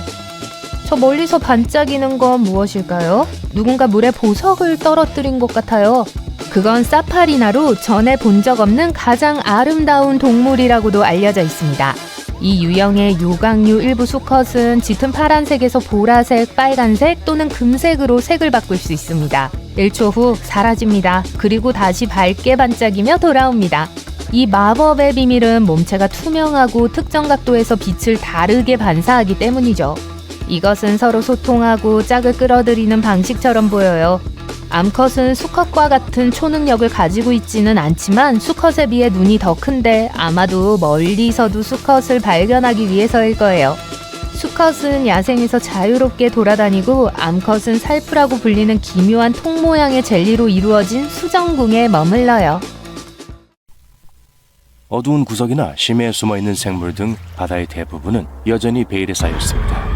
하지만 때때로 바다는 차갑고 어두운 심해에 숨어있는 무서운 것들을 엿볼 수 있게 해주기도 해요. 예를 들어 뉴스에서 강력한 폭풍이 한 번 더 지나간 후 심해 생물들이 해안으로 떠밀려왔다는 소식을 들었을 때처럼요. 어떤 것들은 그냥 이상하게 생겼지만 어떤 것들은 1000m 이상의 수심에 사는 진짜 괴물이기도 합니다. 바다의 가장 차갑고 깊은 곳은 거대화라는 특정 현상을 만들어냈어요. 따라서 바다거미, 오징어, 지렁이, 그 외 많은 동물들, 주로 무척주 동물들 또는 등뼈 없는 생물은 얕은 지역에서 볼 수 있는 것보다 훨씬 더 크고 무섭습니다. 태평양 심해에서는 미니밴만큼이나 큰 해면을 볼 수 있어요. 그리고 남극 해역에 서식하는 오징어는 뉴질랜드에 주로 서식하는 화살 오징어보다 몸 길이가 14배 가까이 길어요. 연구자들은 바다의 심연지대에서 이러한 수중 괴물을 많이 발견했습니다. 2021년에 연구자들은 거대한 팬텀 젤리의 이미지를 공개했는데요. 이 괴물은 수심 975m에 있었습니다. 촉수의 길이는 10m였어요. 와, 해변에서 굳이 마주치고 싶지 않네요. 아마 작은 물고기와 플랑크톤만 먹을 거예요. 하지만 수심 6,500m 이상까지 헤엄칠 수 있어요. 그리고 저 아래엔 그 거대한 젤리가 먹을 음식이 충분하지 않죠. 그렇다면 어떻게 살아남았을까요? 과학자들은 아직 밝혀내지 못했습니다. 그리고 지금까지 발견된 것 중 가장 큰 대왕 오징어와 관련된 더 많은 질문이 있습니다. 이 괴물은 길이가 13m, 무게가 거의 1톤에 달해요. 그 촉수가 자동차 같은 걸 잡으면 장난감처럼 부숴버릴 수 있다고 상상해보세요. 심연 지역에는 빛이 없습니다. 태양광선은 그렇게 깊숙이 침투할 수 없어요. 그래서 해조류나 수중식물도 존재하지 않죠. 이곳의 동물들은 주로 눈을 먹어요. 바다의 눈은 눈사람을 만들 때 사용하는 일반 눈과는 달라요. 바다 표면에서 떨어진 작은 조각이나 잔해, 심지어 바다 위 동물들이 먹지 못하고 남은 것들로 구성되어 있어요. 따라서 많지는 않아요. 하지만 거대한 오징어처럼 깊은 곳에 숨어있는 아주 큰 생물에게는 충분할 거예요. 일반적으로 깊은 수심에 사는 오징어는 먹이를 쫓는데 신경 쓰지 않아요. 불쌍한 동물이 긴 촉수까지 헤엄쳐서 덫에 걸릴 때까지 기다릴 뿐이죠. 어둡고 추운 곳까지 헤엄쳐 들어오는 동물은 많지 않기 때문에 최고의 방법은 아닐 수도 있습니다. 하지만 에너지를 절약할 수 있는 방법이기도 하죠. 대왕 오징어는 하루에 약 45칼로리인 1온스의 생선만 먹습니다. 평균적인 사람이 하루에 섭취해야 하는 칼로리보다 거의 50배나 적은 양이에요. 이 오징어에게 생선 한 마리가 생기면 며칠 동안 먹을 수 있는 양이 돼요. 대왕 오징어가 심연지대에 먹이가 부족할 때 수면으로 올라와서 먹이를 차릴 생각은 안 했으면 좋겠네요. 그리고 더 많은 그린란드 상어들도 같은 생각을 하지 않으면 좋겠어요. 그린란드 상어는 최대 2200m 깊이에서 볼 수 있습니다. 우리가 보통 걷는 속도보다 2배나 느린 시속 1.2km로 헤엄쳐요. 이 느림은 해저 생물들에게는 생존에 필요한 에너지 절약 메커니즘의 일부예요. 그래도 먹이를 잡아야 할 때는 짧은 순간에 속도를 높일 수 있습니다. 하지만 포식자 스타일에서 청소부 스타일로 식단을 바꾼 이유는 수면에서 떨어지는 먹이가 동물보다 많다는 환경을 고려한 거예요. 그린란드 상어는 1년에 1cm밖에 자라지 않습니다. 대부분 6.5m 길이로 최대 400년까지 매우 오래 살 수 있어요. 또한 신진대사가 느린데 이것도 장수의 주요 요인 중 하나예요. 그린란드 상어는 차가운 바다에서 시간을 보내는 것을 좋아합니다. 이 상어의 조직은 몸 전체 얼음 결정이 형성되는 것을 방지하는 특정 화학 화합물을 가지고 있기 때문에 이에 적응할 수 있어요. 즉, 일종의 천연 부동액을 가지고 있다는 뜻이죠. 그렇다면 왜 이렇게 큰 걸까요? 아직 확실하지 않지만 과학자들은 몇 가지 이론으로 이를 설명하려고 합니다. 큰 동물이 더 효율적인 경향이 있다는 클라이버의 법칙이라는 게 있어요. 작은 물고기를 질량이 수백 배나 큰 고래와 비교해 보세요. 고래는 신진대사율이 더 높아요. 에너지를 더 효율적으로 보존하고 열을 통해 주변 환경으로 손실되는 에너지가 적죠. 나아가 더 큰 동물은 더 큰 먹이를 섭취할 수 있습니다. 그들은 환경에서 겪는 힘든 문제나 자신을 노리는 포식자로부터 스스로를 방어할 가능성이 더 높아요. 또한 온도가 낮을 때 몸이 더 커집니다. 그린란드 상어가 완벽한 예이고 거대한 바다 거미도 마찬가지예요. 바다 거미는 일반적으로 흔한데 1mm의 아주 작은 거미도 발견할 수 있습니다. 하지만 남극의 더 깊은 곳에는 1m 길이의 거인이 되기도 해요. 차가운 물에는 더 많은 산소가 있기 때문에 그렇게 크게 자랄 수 있어요. 그렇게 하면 더 많은 산소가 동물의 몸속으로 퍼져나가 더 크게 자랄 수 있습니다. 네, 생물로서도 악몽으로서도 그래요. 그렇다면 이 거대한 튜브벌레는 어떨까요? 연구원들은 태평양 해저의 신비를 탐사하던 중 우연히 이 벌레를 발견했어요. 특이한 열수 통풍구를 우연히 포착했습니다. 화산 열수로 인해 물이 암석이나 단층이나 균열을 통해 아래로 스며들면서 이 통풍구의 방향이 바뀌게 되는데요. 물이 통풍구에서 빠져나오면 다양한 미네랄과 화학물질이 풍부하게 함유되어 있어요. 대부분의 동물은 이 독성 화학물질이 섞인 수프 주변에서 살아남지 못하지만 튜브벌레는 그렇지 않습니다. 이들은 놀랍게도 이 독성 물질에도 거의 끓다시피 하는 물의 온도에도 전혀 영향을 받지 않으면서 전체 생태계를 발전시켰어요. 이들은 생존을 위해 햇빛이 필요하지 않다는 점에서 독특합니다. 대신 작은 박테리아가 주요 에너지원이에요. 이 박테리아는 독성 화학물질에서 직접 에너지를 얻습니다. 따라서 광합성이 아니라 화학합성이라는 과정을 통해 에너지를 얻는 거예요.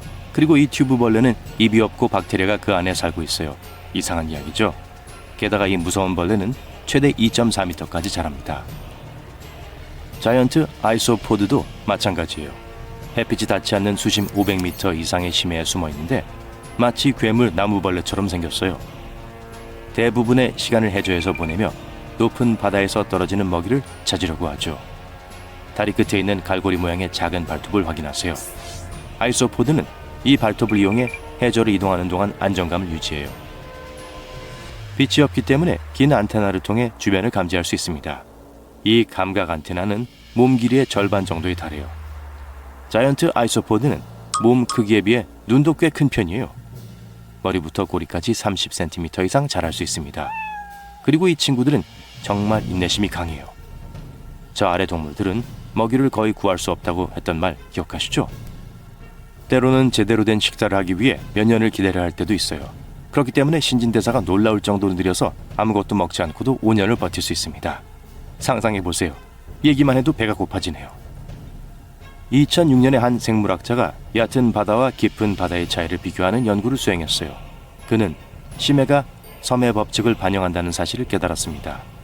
첫째, 육지에서 고립된 지역에는 다른 곳에서는 볼 수 없는 생물 다양성이 발달해요. 둘째, 작은 몸집을 가진 생명체는 큰 육지의 생명체에 비해 고립돼 있을 때 훨씬 더 크게 자랍니다. 자원은 한정돼 있고 경쟁과 포식자도 존재하죠. 그리고 우리는 심해 생물에 대해 아는 게 많지 않아요. 이러한 연구를 수행하기에는 비용이 너무 많이 들고 복잡하기 때문에 우리는 그저 더 거센 폭풍이 몰아쳐서 심해에 숨어있는 괴물 같은 세계의 일부를 보여줄 때까지 기다릴 뿐입니다. 바다 생물과 하이파이브를 하고 싶다고요? 그렇다면 손을 올리고 태즈메니아 붉은팔 물고기를 맞이하세요. 이 물고기는 여느 물고기처럼 헤엄치지 않고 걷습니다. 지느러미 같은 손을 사용해서 바다 바닥을 걸어 다녀요. 바다 바닥을 걸어 다니는 이 물고기는 수영하는 사람들과 보트에 의해 많이 방해를 받습니다. 어떤 사람들은 심지어 이 물고기를 애완동물로 집에 데려가고 싶어 해요. 하지만 그냥 손을 흔들고 헤엄쳐 지나가는 게 더 나을 거예요. 뱀파이어 오징어. 종의 명칭은 뱀피로테우스 임페르날리스이고 지옥에서 온 뱀파이어 오징어로 해석됩니다. 맞아요. 이 뱀파이어 오징어는 이름, 검붉은 색, 밑부분에 뾰족한 가시로 사람들을 놀라게 하는데 무시무시한 사실은 몸을 안팎으로 뒤집을 수 있다는 거예요.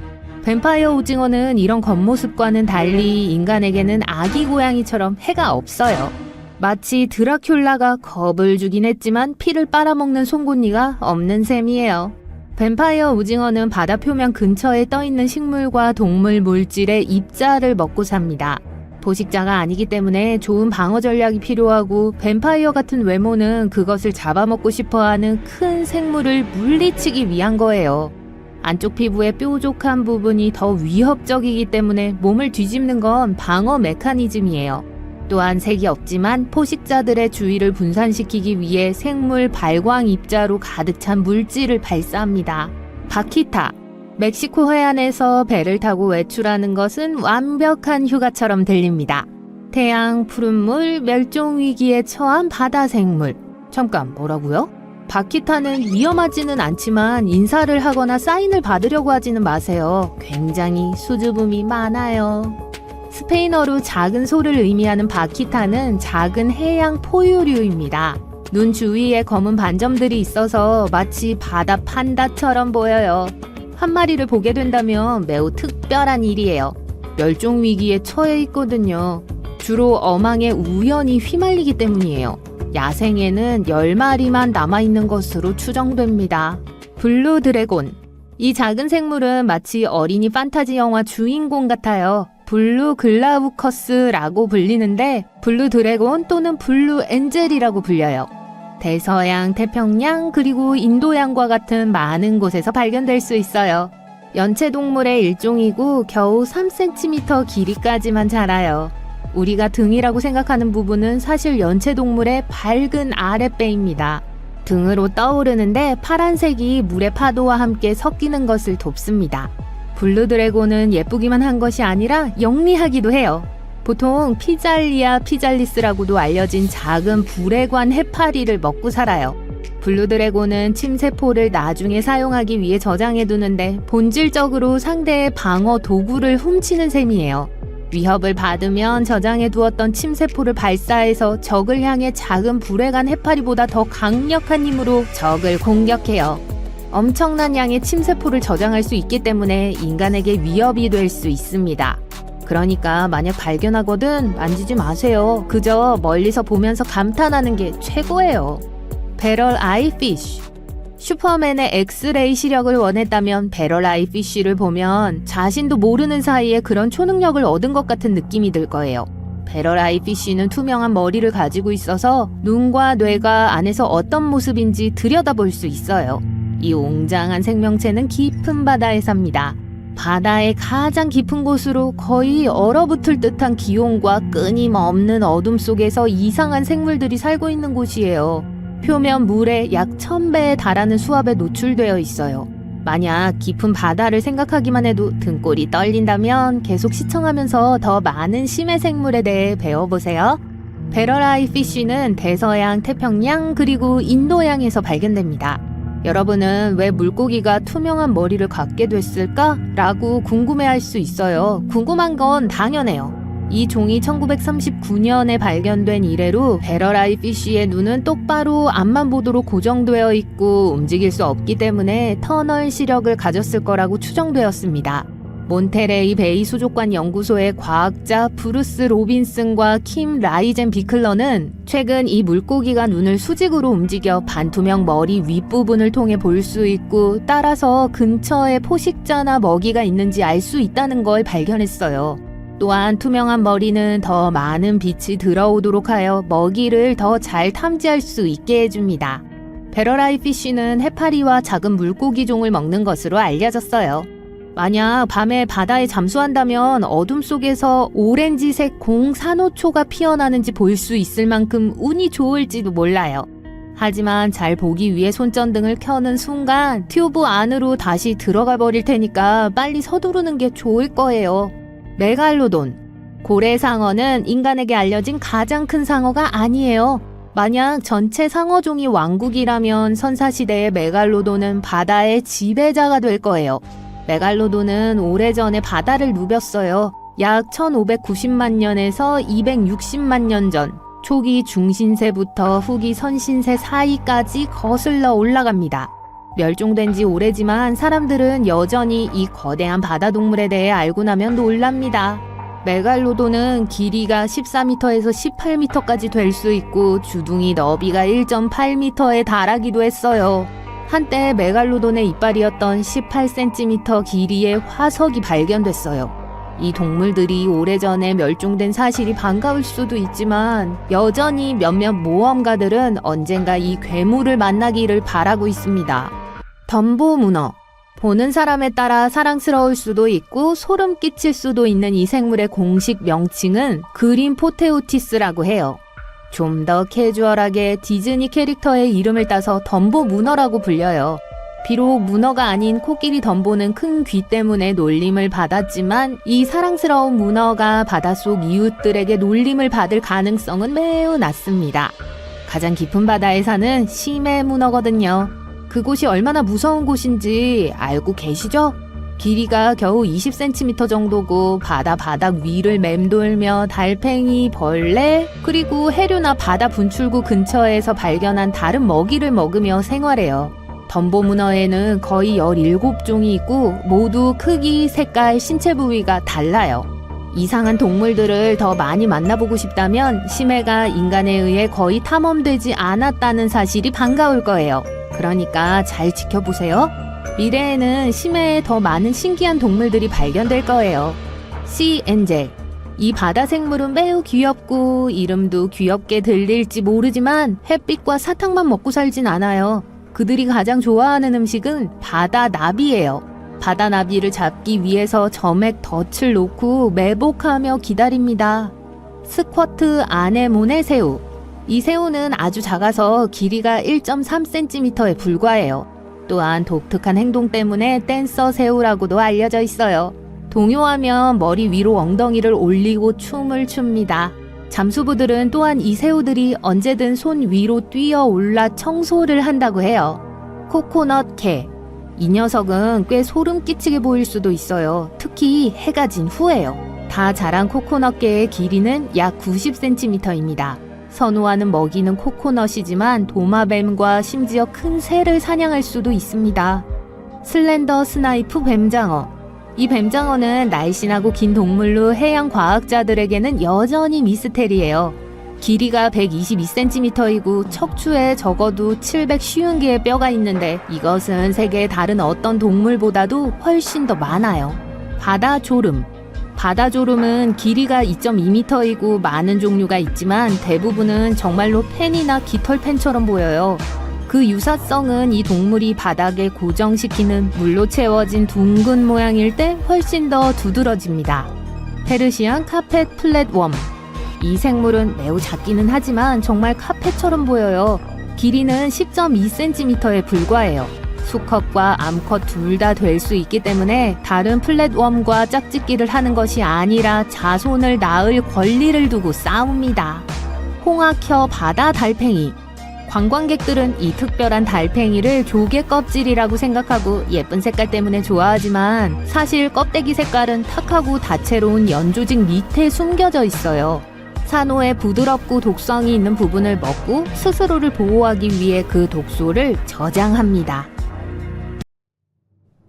바다 깊은 곳에 뭐가 숨어 있는지 안다고 생각하나요? 우리 바다의 거의 95%는 아직 탐험되지 않았으니 상상의 나래를 펼치지 않을 수 없죠. 하지만 용감한 탐험가들, 심해 카메라들, 그리고 훌륭한 고고학자들 덕분에 우리는 오늘날 또 수백만 년 전에 우리 바다에 살고 있는 몇몇 믿을 수 없는 바다 생물들에 대해 알게 되었어요.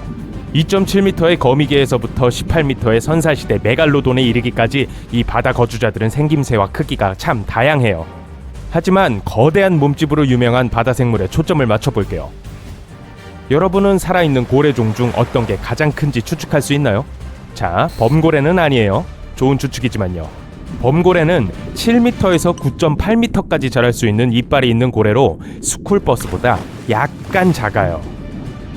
일각고래는 어때요? 아니요, 이들도 가장 크지는 않아요. 이 바다의 유니콘들은 주로 북극해에서 살고 4m에서 6m 정도밖에 자라지 않아요. 이건 2.7m의 엄니까지 포함한 길이죠.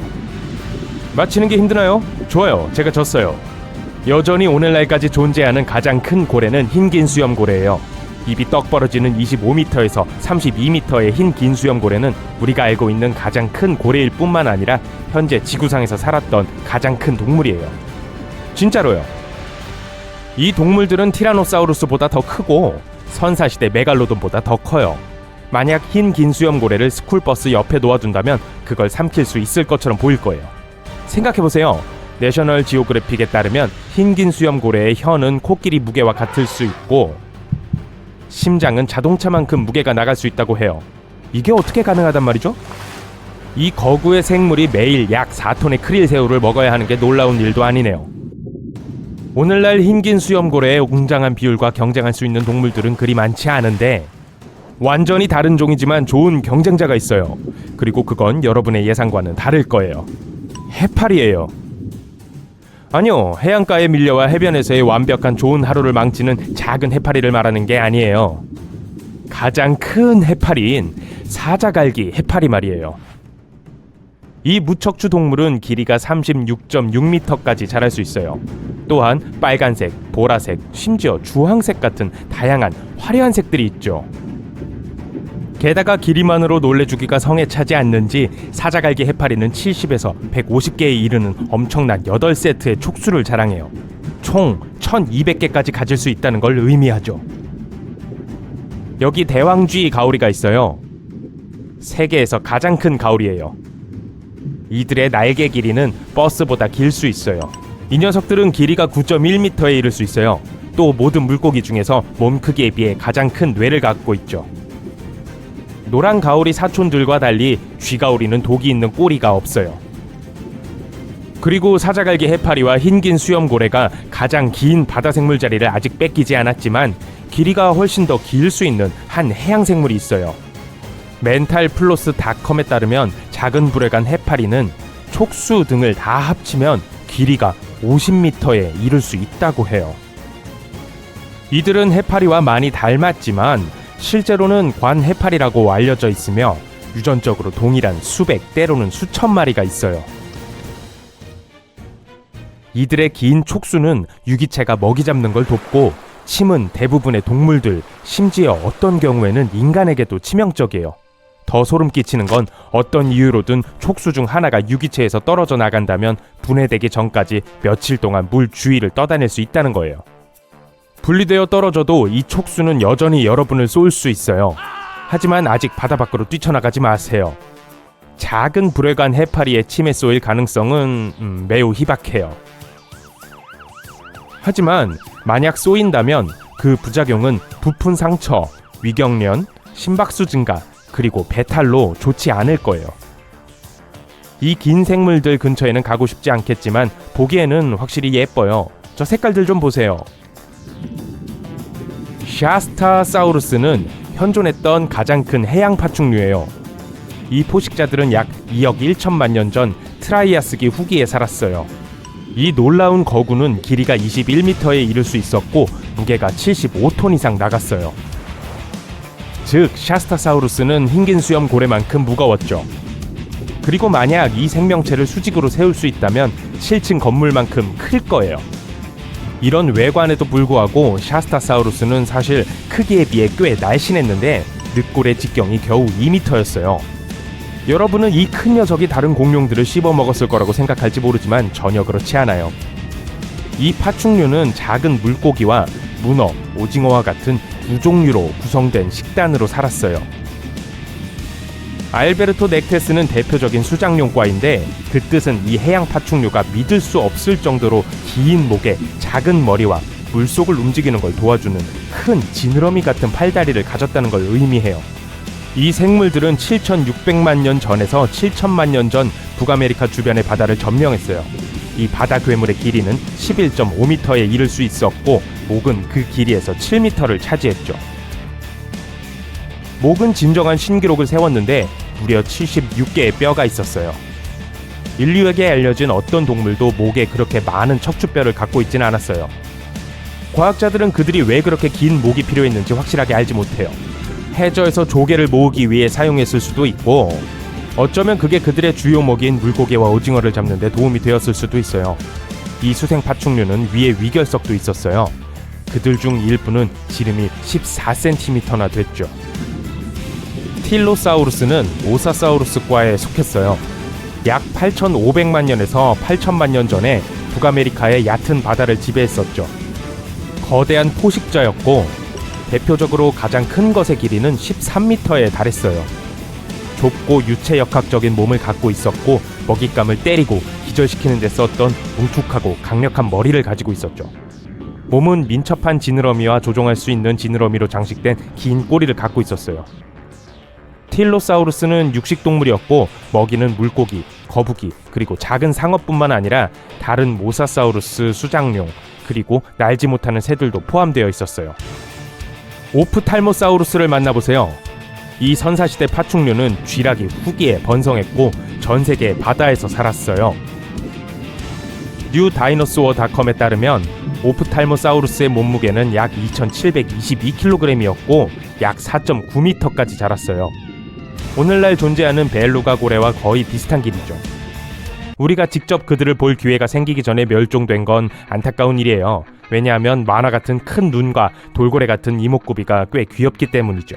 물론 오프탈모사우루스는 시간이 지남에 따라 진화해 오늘날 우리가 알고 있는 안과 의사가 되었어요. 아니요, 거짓말이에요. 그냥 여러분을 시험해 본 거예요. 모사사우루스는 약 6,600만 년 전에 전 세계의 바다를 지배했던 실로 거대한 포식자예요. 화석 증거에 따르면 어떤 표본들은 길이가 15m 이상일 수 있다고 해요. 이 사실은 모사사우루스를 그 시대의 가장 큰 해양 육식동물로 만들어요. 이 생물의 가장 무서운 점 중 하나는 양쪽 턱에 두 줄로 가지런히 정돈되어 장식된 말 그대로 수백 개의 면도날처럼 날카로운 이빨이 있는 악어처럼 생긴 머리였어요. 중요한 건 모사사우루스가 물속에서 먹이를 잡는 게 어려웠다는 거예요. 이 공룡이 그 모든 이빨과 더불어 특별한 걸 갖고 있던 이유죠. 입천장에 뼈에 고정된 익상 이빨 말이에요. 이게 사냥하고 먹이를 잡는 걸 훨씬 더 쉽게 만들어줬어요. 스틱소사우루스는 수장용과에 속했고 약 8,500만 년에서 7천만 년 전 백악기 후기에 살았어요. 이 공룡을 언뜻 보면 이들을 바다뱀으로 착각할 수 있는데 그건 엄청난 실수일 거예요. 스틱소사우루스의 길이는 약 10.6m였지만 그 길이의 4.8m 이상은 긴 뱀처럼 새긴 목이 차지했어요. 비교적 작은 몸집이었고 무게는 약 4톤이었어요. 입에는 물고기를 잡던 면도날처럼 날카로운 원뿔 모양의 이빨이 가득했어요. 아마도 소화에 도움을 주었던 배에 있는 위결석이라고 불리는 200개의 작은 돌들 덕분에 먹이를 씹을 필요가 없었어요. 동시에 일부 과학자들은 스틱소사우루스가 특정 종류의 물고기를 찾아 해저로 가라앉기 위해 이 돌들을 사용했다고 믿고 있어요. 제가 보기엔 네시와 비슷하네요. 자, 지도를 펼친 후 버뮤다섬, 푸에르토리코, 마이애미를 서로 이어지도록 해볼까요? 어떤 모양이 나오나요? 수세기에 걸쳐 수천 척의 배와 항공기를 삼킨 것으로 알려진 악명 높은 삼각지대가 나올 거예요. 하지만 이 수수께끼 같은 곳에는 새로운 미스터리가 있습니다. 아래 깊은 물속에 뭔가가 숨어 있다고 해요. 그리고 자신의 존재에 대한 기이한 단서를 남기고 있죠. 첨벙! 잠수함이 수면 위로 떠올랐군요. 30, 300, 600, 900m로 점점 내려갈 거예요. 점점 어두워지고 있네요. 1400 psi가 넘도록 압력이 커지면서 벽이 삐걱거려요. 이 정도 압력은 그랜드 피아노의 무게가 사방을 누르는 것과도 같습니다. 목적지에 도착했습니다. 이제 그 짐승을 찾기만 하면 되겠어요. 저 녀석이에요. 저 멀리 암흑 사이에서 밝은 녹색빛이 새어나오고 있네요. 가까워지고 있어요.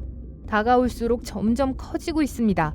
바로 이 녀석이 물고기, 돌고래, 고래, 심지어는 다양한 상어들에게 이상한 원형 자국을 남긴 그 생물체라고요. 이름은 쿠키커터 상어입니다. 그 크기에 속지는 마세요. 볼링핀보다도 작은 크기지만 이 상어는 기생동물입니다. 반듯하게 배열된 톱니 모양의 이빨을 사용하여 다른 해양 동물들에게 찰싹 달라붙죠. 한 입을 물어서 배를 채우고 떨어진 후에 자신의 하루를 계속해갑니다. 움직이는 간식이 돼버린 동물도 도망쳐가고요. 이 만남의 유일한 증거는 몸에 남은 쿠키 모양의 자국입니다. 잠수함에 탔다고 안전하다 생각하지는 마세요. 이 용감한 꼬마는 잠수함도 쫓아다닌다고 해요. 상어 때문에 잠수함에 구멍이 뚫리는 위험을 감수하고 싶지는 않으시죠? 그 깊은 곳에서 잠수함에 구멍이라도 뚫린다면 버뮤다 삼각지대에 도사리고 있는 다른 독특한 생물들을 만나기 위해 다시 떠나보도록 하죠. 2배 더 깊은 곳으로 내려가면 용물고기를 만날 수 있습니다. 다른 심해의 거주자들과 달리 이 물고기는 적외선 범위의 빛을 만들어냅니다. 다른 물고기들은 보통 파란색과 초록색인데 용물고기는 이 점에서 아주 유리해요. 다른 해양동물이 인식하지 못하는 빛을 스스로 만들어낼 수 있으니까요. 그리고 용물고기를 잡아먹으려는 생물들과 먹잇감 모두 용물고기를 눈치채지 못한답니다. 아주 독특한 심해 뱀파이어 오징어입니다. 흡혈귀도 오징어나 문어도 아니라 아주 독특한 종에 속하며 지구상의 어떤 동물보다도 몸집이 커요. 뱀파이어 오징어는 위협을 느낄 때 팔을 위로 올리고 몸을 감싸는데 이때 몸이 안팎으로 뒤집히게 돼요. 이곳에서 피해야 할 또 다른 동물은 무시무시한 왕털 갯지렁이입니다. 이 지렁이는 몸을 해저에 묻어두고 작은 부분만 밖에 내놓습니다. 그리고는 집게처럼 생긴 입을 벌리고 저녁 식사 시간을 기다리죠. 메뉴가 뭐냐고요? 자기보다 7배는 더 큰 다양한 벌레나 물고기예요. 더듬이 5개를 사용하여 점심거리가 가까워지는 순간을 감지했다가 낚아채버려요. 순식간에 앞으로 발사해 입부분으로 먹이를 움켜잡습니다. 아직 안 끝났어요. 일단 먹이를 턱까지 넣으면 이 지렁이는 독을 주입하고 만찬을 위해 굴 속으로 끌어내려가 버리죠. 버뮤다 삼각지대에서 가장 깊은 참호 중 하나는 대양의 혀입니다. 또한 이곳은 배암상어의 비밀 번식지이기도 해요. 몸통 옆면에 있는 어두운 회색 줄무늬 때문에 호랑이 상어라고 불리기도 합니다. 이들은 백상아리에 이어 2번째로 큰 포식상어종입니다. 큰 몸집만큼 식욕도 장난이 아니에요. 해양 포유류, 작은 상어, 가오리, 녹색 거북이 등 모두 메뉴에 있답니다. 그럴 일이 없으면 좋겠지만 이 상어를 대면하게 된다면 하나 기억하세요. 배암상어는 줄무늬로 나이를 알 수 있습니다. 시간이 지나면서 그 줄무늬가 희미해져서 줄무늬가 뚜렷하다면 어린 상어라는 뜻일 거예요. 버뮤다 삼각지대에는 동물성 플랑크톤이 많습니다. 대양의 먹이사슬의 필수적인 작은 유기체죠. 그리고 만약 아무도 이 플랑크톤을 먹지 않고 통제할 수 없이 자라게 내버려 둔다면 이 플랑크톤은 단 4개월 만에 전 세계를 빽빽하게 채우게 될 거예요. 그리고 가장 큰 동물성 플랑크톤 종은 해파리입니다. 해파리는 공룡보다 훨씬 이전에 존재했어요. 인간 몸의 60%가 물이라는 거 알고 계시죠? 해파리는 95%가 물입니다. 그래서 만약 해안으로 밀려오게 되면 몇 시간 후 몸 대부분이 공기 중으로 증발해버려요. 또한 영원히 사는 해파리도 있답니다. 불멸의 해파리는 폴립 단계로 되돌아갔다가 다시 자랄 수 있습니다. 다른 행성에서 온 생명 같겠지만 우주 해파리는 아니에요. 그나저나 우주 해파리는 진짜로 존재해요. 90년대에 나사는 무중력 상태가 해파리에 어떤 영향을 미치는지 보기 위해 우주에서 해파리를 길렀습니다. 우주에서 정말 잘 살았다고 해요. 하지만 지구로 돌아왔을 때는 적응하는데 어려움을 겪었어요. 유럽 뱀장어는 우주에 가본 적 없지만 꽤 세계적인 탐험가입니다. 유럽에서 버뮤다 삼각지대가 위치한 사르가소해까지 여행을 하죠. 아주 아기일 때부터 바다를 떠다니는데 길게는 3년까지 여행을 한다고 해요. 유럽 장어는 바다의 카멜레온이라고도 합니다. 시간이 지나면서 반투명에서 노란색으로 금속 같은 은색으로 색이 바뀌거든요. 이들은 야행성이고 비밀스러워서 자정의 냉장고를 급습할 때 꼭 필요한 동반자일 겁니다. 축구장 절반보다 큰 거대 오징어가 한때 플로리다 해변으로 떠밀려 올라온 적이 있었어요. 연구원들은 이 거대 동물이 버뮤다 삼각지대 근처의 대서양에서 왔다고 추측했죠. 대왕 오징어는 가장 긴 무척추 동물인데 즉 등뼈가 없었습니다. 또한 지구상에서 가장 큰 눈을 가졌는데 축구공만큼 크죠. 버뮤다 삼각지대 근처에서 발견된 또 다른 생명체는 스테러 동굴새우입니다. 이들은 은신에 너무 능해서 2011년까지 누구도 이 생명체가 존재하는지를 몰랐어요. 암컷 동굴새우 몇몇은 엄청난 숫자의 알을 가지고 다닙니다. 과학자들은 약 2,000개의 알이 한 암컷의 몸에 붙어 있다는 것을 발견했죠. 버뮤다 슴새는 한 나라의 국조입니다. 네, 맞아요. 버뮤다에서요.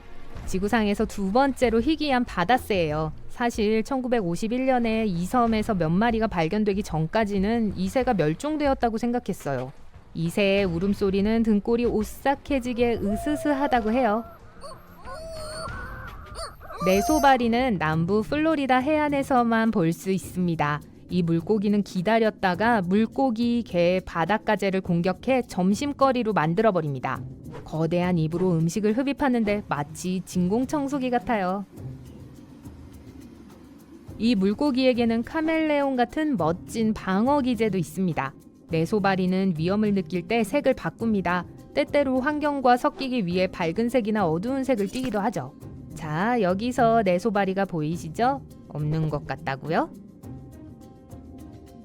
만약 버뮤다 삼각지대를 방문한다면 귀상어를 볼 수 있을 거예요. 망치처럼 생긴 독특한 머리를 사용하여 해저로 먹이를 꽂아내리죠. 귀상어는 머리 모양 덕분에 더 나은 시야를 확보할 수 있습니다. 자신 주변, 위, 아래 거의 360도를 볼 수 있거든요. 바로 코앞은 사각지대니까 잘 알아두세요. 매부리 바다거북은 위협적으로 보이지 않을 수도 있습니다.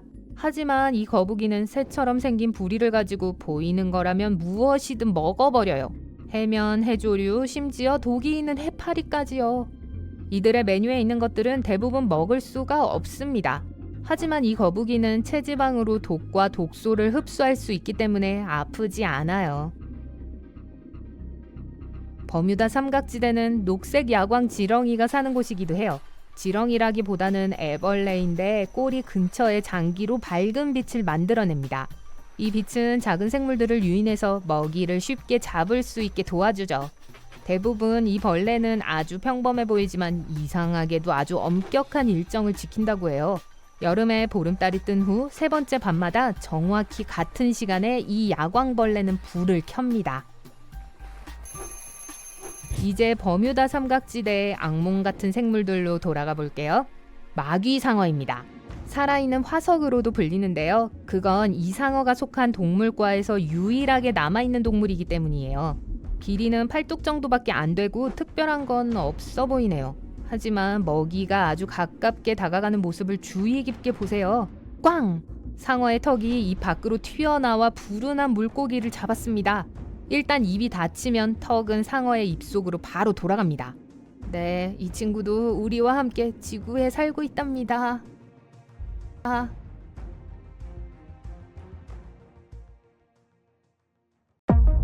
SF 영화 덕분에 우리는 보통 외계인을 커다란 머리에 두 발로 걷는 똑똑한 존재로 상상하죠.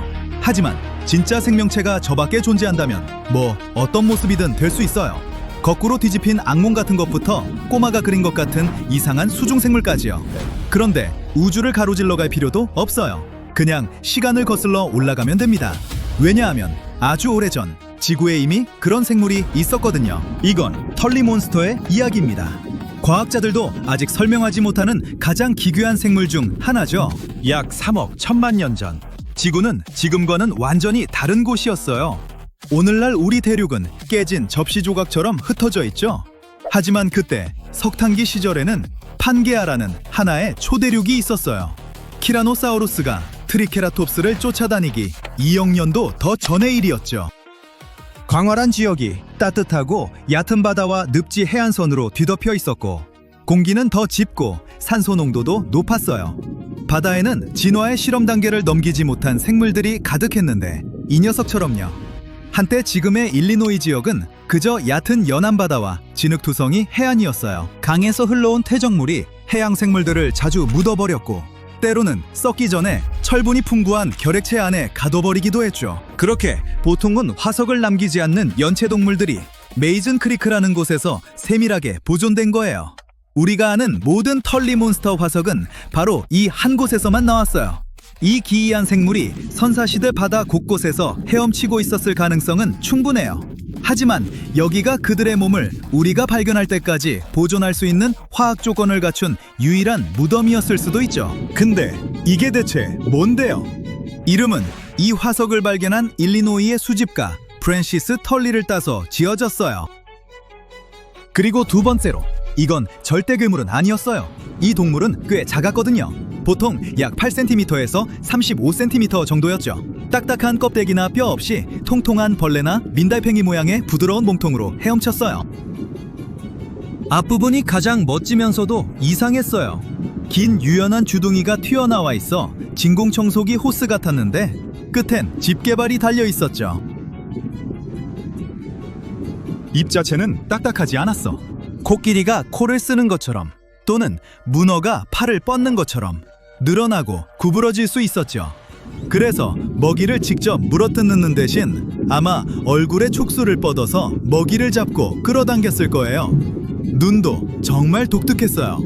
머리에서 수평으로 뻗은 딱딱한 막대, 양 끝에 눈이 하나씩 달려 있었거든요. 이 구조 덕분에 엄청난 시야를 확보할 수 있었는데 잔망경이나 측면 카메라로 더 넓게 볼 수 있는 것과 비슷해요. 대부분의 동물은 척추동물과 무척추동물 두 그룹으로 나뉘죠. 척추동물은 물고기, 공룡, 개, 그리고 우리 인간처럼 등뼈가 있어요. 무척추동물은 지렁이, 달팽이, 곤충처럼 등뼈가 없고요. 털리몬스터는 과학자들이 아직도 정체를 놓고 논쟁하는 드문 경우 중 하나예요. 과학자들이 화석을 보면 몸 가운데를 따라 옅은 줄무늬가 보여요. 한쪽 그룹은 그게 그냥 장줄기라고 하는데, 그러면 털리몬스터는 무척추동물 쪽, 그러니까 이상한 수영하는 민달팽이였다는 거죠. 하지만 다른 그룹은 그게 척삭, 즉 나중에 척추로 진화하는 원시적인 지지대라고 주장해요. 만약 이쪽이 맞다면 이 생물은 척추동물이 되는 거예요. 물고기의, 심지어 우리의 먼 친척인 셈이죠. 기본적으로 이 모든 게 털리몬스터를 물고기와 벌레와 개를 섞어놓은 존재로 만드는 건데, 그 이후로 이런 건 한 번도 발견된 적이 없어요. 그 부드럽고 물렁한 몸과 작은 안정 지느러미를 보면 털리몬스터가 다른 물고기와 경주할 수준은 아니었다는 걸 알 수 있어요. 상어처럼 빠르지 않았죠. 슬로모션 유람선 같았어요.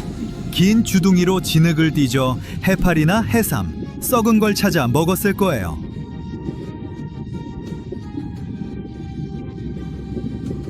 무섭게 생긴 집게발과 눈에도 불구하고 이 녀석이 포식자였는지는 확실히 알 수 없어요. 털리몬스터는 꽤 잘 적응한 생물이었는데 왜 사라졌는지는 모릅니다. 화석 기록을 보면 이 생물은 공룡이나 그 이전의 해양 생물을 쓸어버린 대멸종 사건보다 훨씬 전에 이미 사라졌어요. 소행성이나 화산이 관여한 게 아니에요. 아마 서식지가 더 이상 예전 같지 않아서 사라졌을 거예요. 기억하세요. 석탄기는 습하고 늪지대가 많은 세상이었죠. 하지만 시간이 지나면서 지구의 기후가 변했어요. 열대 하구가 말라버리고 물의 화학 성분이 바뀌었죠. 이게 아마 털리몬스터의 특별한 놀이터를 사라지게 만들었을 거예요. 우리가 아는 한 이 몬스터는 유전적 후계자를 남기지 않았어요. 보통 어떤 동물이 멸종하면 사촌이나 후손이 남아서 다른 무언가로 진화하잖아요. 공룡은 우리에게 새를 남겼고 고대 물고기는 현대 물고기를 남겼죠. 하지만 털리몬스터는 여전히 유일무이해요. 오늘날 이것과 비슷한 생명체는 없어요. 과학자들이 아직도 분류하느라 머리를 쥐어뜯고 있죠. 퍼즐 조각이 부족해서 헷갈리는 게 아니에요. 사실 2000개가 넘는 화석이 있거든요. 비교할 대상이 없어서 헷갈리는 거예요. 그리고 누가 알겠어요? 바다는 대부분 미탐사 상태니까 언젠가 새로운 생물을 만나서 진화의 퍼즐에 새 조각을 더할 수도 있죠. 털리몬스터가 기이한 선사시대 수영 생물들의 대장일 수는 있지만 절대 혼자는 아니었어요. 화석 기록을 돌아보면 특히 캄브리아기와 페름기 시절에는 마치 외계인 위원회가 디자인한 것 같은 진화 실험의 전시장을 발견할 수 있어요. 예를 들어 할루키게니아라는 우리의 뒤집힌 생물이 있었죠. 과학자들이 이 작은 벌레 같은 생물의 화석을 처음 발견했을 때 어느 쪽이 위인지도 몰랐어요. 몸의 한쪽에는 길고 날카로운 가시가 보였고 다른 쪽에는 부드럽고 뭉툭한 돌기가 보였죠. 과학자들은 딱딱한 부분이 다리이고 부드러운 돌기는 등에 달린 촉수라고 생각했어요. 몇 년 후 더 좋은 화석이 발견되면서 사실은 정반대였다는 게 밝혀졌죠. 동물 전체가 거꾸로 조립되어 있었던 거예요. 가시는 위로 솟은 방어용 뾰족이었고 부드러운 부분이 실제로는 땅을 딛는 짧은 다리였어요. 다시 말해 중말을 타고 걷는 게 아니었던 거죠. 처음부터 쭉 뒤집혀 있었던 거예요. 그 다음에는 오파비니아가 있었어요. 이건 극도로 혼란에 빠진 새우처럼 생겼죠. 대부분의 동물은 눈이 2개면 만족하잖아요. 거미는 8개가 있지만 오파비니아는 왠지 5개가 필요하다고 결정한 거예요. 버섯 모양의 눈 5개가 머리 위에 부채꼴로 펼쳐져서 360도 시야를 확보했어요. 그것만으로 부족했는지 얼굴에서 길고 유연한 주둥이가 튀어나와 있었는데 털리 몬스터와 좀 비슷했죠. 1970년대의 학술대회에서 이 동물이 처음 발표됐을 때 모두가 장난인 줄 알고 강의실이 웃음바다가 됐다고 해요. 마지막으로 헬리코프리온이라는 생물이 있었어요. 얼핏 보면 상어처럼 생겼죠? 그런데 입을 좀 보세요. 이빨 소용돌이라는 게 있었어요. 새 이빨이 자라면 오래된 이빨이 안쪽으로 회전하면서 아래턱에 말 그대로 이빨 나선이 만들어졌어요. 턱에 원형 톱날이 박혀 있는 것처럼 생겼죠? 과학자들은 그 톱날이 실제로 어디에 있었는지 수십 년 동안 논쟁했어요. 어떤 사람은 코에 달렸다고 했고 어떤 사람은 꼬리에 달렸다고 했는데 결국 입안에 있었다는 걸 깨달았죠. 이 모든 생물들, 털리몬스터, 뒤집힌 벌레, 눈 5개 달린 새우, 그리고 톱날 상어는 한 가지를 일깨워줘요. 우리는 생명이 어떻게 생겼는지 안다고 생각하지만 우리 행성 자체의 역사가 생물학이 어떤 SF 영화보다 더 기이할 수 있다는 걸 증명하죠. 진화가 우리 같은 평범한 동물을 향해 일직선으로 나아간다고 생각하면 안 돼요.